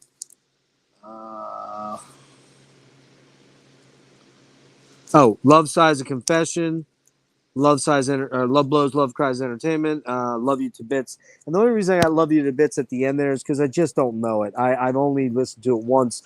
The listen was positive, so I do think I'll go back to it in the next couple of days and give it another listen. I have a lot of catalogs to get over. I got to get through Gorguts before tomorrow night for that deep dive, and then I'm going to do Just like Dennis. No Man. Huh? Just like No Man. Yeah. Very Oh, yeah. Not just like yeah. They're almost, especially the album Obscure. It's just like Flower Mouth. Jesus Christ. Have you ever tried Gorguts? I've heard them, yeah. Boy, dude, Obscure is one of the most ugly albums you're ever gonna hear. It's so bizarre. So real quick, did you want to tie anything up on No Man? I think we mentioned and honestly, like the list you just said, Right. I'm probably right there. I don't, you know. And you know what? That could change. I mean, Easily Speak one day could be number one. Easily Together could be number one. It's it's a lot of number ones in their catalog because they're that good. Very, like there's no album that I hate, honestly. It's No, nope, such high output, no. Very special band, and people, you should check it out. We only had, like I said, about 6 or 7 people, which was more than I thought we'd have, and it's kind of a weird time of the night. But hopefully people filter in and check this out and, want to get a vibe on what's going on here. And I will say that, I appreciate you being here tonight. We had a great stream last night for Typo, and this was, I feel, a really good one too tonight. And future notes, as I said, I didn't run the banner. I forgot to put it up. Well, maybe I can do that quick here. Oops, hold on. Where's that? There it is. There we go. There you go. Tonight's stream brought to you by Dreadful Rick. And as I said, Serge did the thumbnail for me. I might have some commissioning of a couple more thumbnails, dude. I'll just let you know. Because I don't have a computer. If I had a computer, I'd do it. And I don't have a credit card, so I can't buy a fucking app for my phone. I just can't. Yeah, no, so look, editing on a phone sucks. It's bullshit. So maybe I'll have one or two. I'll let you know. The things coming up are Gorguts tomorrow night with Jimmy and Devin at 10 o'clock my time. So 7 o'clock, 7 o'clock Pacific. We're doing Gorguts. I'm hoping that Friday night or Saturday, not sure, I gotta get with Dennis, we're gonna do the Triumph catalog, which is gonna be super cool because I love that band. We are also Dennis and I are gonna do a little 80s thing where we're gonna take 2 bands that had mega huge, well, not 2 bands, one's an artist and one's a band, that had mega huge 80s hit albums, one in 82 and one in 83. And then after that, their catalog struggled a little bit, but we're going to do the first. I haven't gotten it together fully with him, but I don't know if we're doing the full catalog on Aldo Nova or we're just doing the first 4 albums where he was on a major label. But Aldo Nova, Life is Just a Fantasy. Can you live this fantasy life? We're going to do that. And we're going to talk about Zebra, who had a major giant hit with their first album. Who's behind the door? Tell me what you want. Tell me what you want. Anyways, can't go near that guy's voice. Way too high. So those are the upcoming things, and maybe Tangerine Dream. I may be doing some solo stuff. I think I talked to you before about this, sir, and you were kind of reluctant. But Gary Newman, you don't have a lot. You just have some of the more newer stuff, right? Yeah. I mean, you don't have like Telecon and Pleasure Principle Yeah, and the I older feel like shit. I wouldn't be the right authority to speak on Gary Newman. Well, it may turn. I It like may. him and all, but I just I Yeah. can't get deep into him. It may turn out that I just do that on my own. I'm not sure. I haven't. The problem with doing deep dives on your own is you don't really have any reference points. You just kind of, Sure. oh, this is my favorite. Oh, this is my favorite off this, and I just don't like that. I like It's always easier. I feel like to do streams with people, right? That's why, like for my stream, like there's no way I'm doing a stream where it's just me talking. There's, that's not. Yeah, I'm not good at that. Like, well, okay, I am good at talking. I never shut up, but the reality of it is that I don't want it. The one thing I don't want to do is get on here and just pontificate about, okay, so yeah, this is this album. You should get this album. This is the best album. Because everybody does. All the other channels do that. They all do most channels, all the other channels do the whole fucking, ranking this video and the top 10 this video or the top 10 videos and top 10 songs of this death metal band. And it's like, I just think that's fucking lazy, man. I don't know. That's just me. So I think just interaction is more interesting. That's all. Yeah, and the other one is collection updates. Everybody does these collection updates, and it's like, to me, that just perpetuates the fact that you got to go out and buy stuff all the time to show stuff, and I don't get that. Now, granted, I don't have a lot of money and can't go out and buy stuff, but even if I did, it's just kind of a lazy way to do a video, man. Hey, I got this. Oh, here's this album, and here's this band, and I got this. And it's like, it either becomes sort of a show-off thing where you're showing off the fact that you have the income to go buy a lot of stuff, but are you really absorbing it? Are you really sitting down and listening to it? It's rare that I listen to an album and I have an immediate opinion on it. Like tonight, Love You to Bits. I gave my opinion on it, but I really don't know the album. I need to sit with it for at least a half dozen spins to get some real bearings on what's going on and what I really, really feel about it. Because I may listen to it 2 more times and go, you know what, this is, it's just repeating itself. And so, that's that. But I appreciate you being with me here tonight, Serge. No Jets tonight? No, we're Bye? for once we're on a bye week and we're coming off a win. We're 6-3, so all's good. And you see, yeah, I was gonna say the Bills lost in overtime today. Yeah. My Titans, oh God, they're so hard to watch on offense. Good fucking Lord. But they did have a couple of big pass plays today against a really good defense. Broncos have a great defense. They have a terrible offense. They may have a worse offense than us. Correct. And Russell Wilson looks really like he's done. We gave up one big play, one huge play. That was really the only 66-yard pass play. Other than that, our defense is good, man. Our defense is real good. And we had 5 starters out. We had Simmons out, Bud Dupree, 2 of our best linemen were out, and we had our starting safety and our backup safety went out, and we looked good, man. Let's hope we see each other in playoffs. Oh, that's not gonna be good. No, that's not gonna be good at all. I have to make sure you know me, I'm super aggressive when it comes to my football. And the other night, my buddy John, he's a Kansas City Chief guy. We were back and forth, and I'm like, "You fucker! If we had a real goddamn quarterback playing, we'd be killing you right now." Okay, and my nickname's Birdie. I never told you that. My nickname's Birdie for bird legs because I have skinny legs. And he kept saying, Birdie, settle down, Birdie. You're getting too wound up. You're going to have a heart attack, Birdie. And, of course, we fucking gave up that touchdown or whatever in the overtime or the field goal in the overtime and lost. But yeah, man, very, very difficult to watch my Titans play on offense right now. We won today, but it was not impressive. So anyway, Serge, thank you so much. Anybody watching this, please, please, please go out and check out No Man. Please do it. Just do it. I think you'll thank us later because it's a really amazing band that's worth investing the time in. And yeah, so I think that's about it. And that I'm not swearing on a Bible yet that this is the end of the Steven Wilson streams. We may still do a wrap up like on all the other little things that he does. For example, here's one of my favorite things that he did as a side project called Incredible Expanding Mindfuck. And this is IEM Have Come For Your Children. What a killer CD, man. I love this. We may do like a sort of a, Bass Communion, IEM, Blackfield wrap-up thing. What else does he have? Continuum. Was there another one out there? Is there something else? Those are big ones.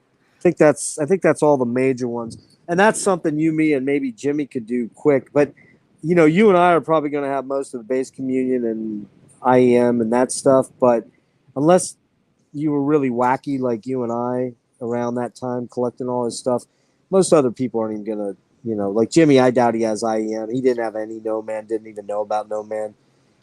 So, we'll see whether we do one last Steve Wilson.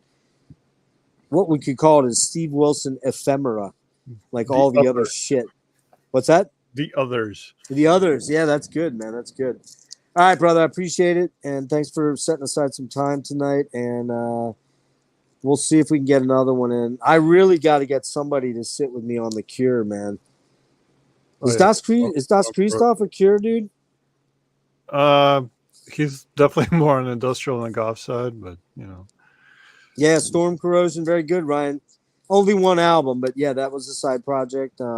Allegedly, there is another one coming out.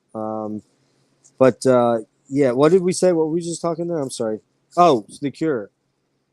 Man, I really want to do The Cure, but I gotta find somebody that's a big Cure fan. Right, so we got to get Winston in because is he a Cure fan? Oh yeah, he's a Cure guy. Okay, listen. Here's the deal. I'm not joking at all. You must talk to Winston. You must give him my phone number. You must tell him to call me or text me. He and I need to talk. Not only just because it'd be great to catch up with him because it's a long time ago, but it's been a long time. But, I always comment on some of his songs and stuff, and he's a fucking killer player.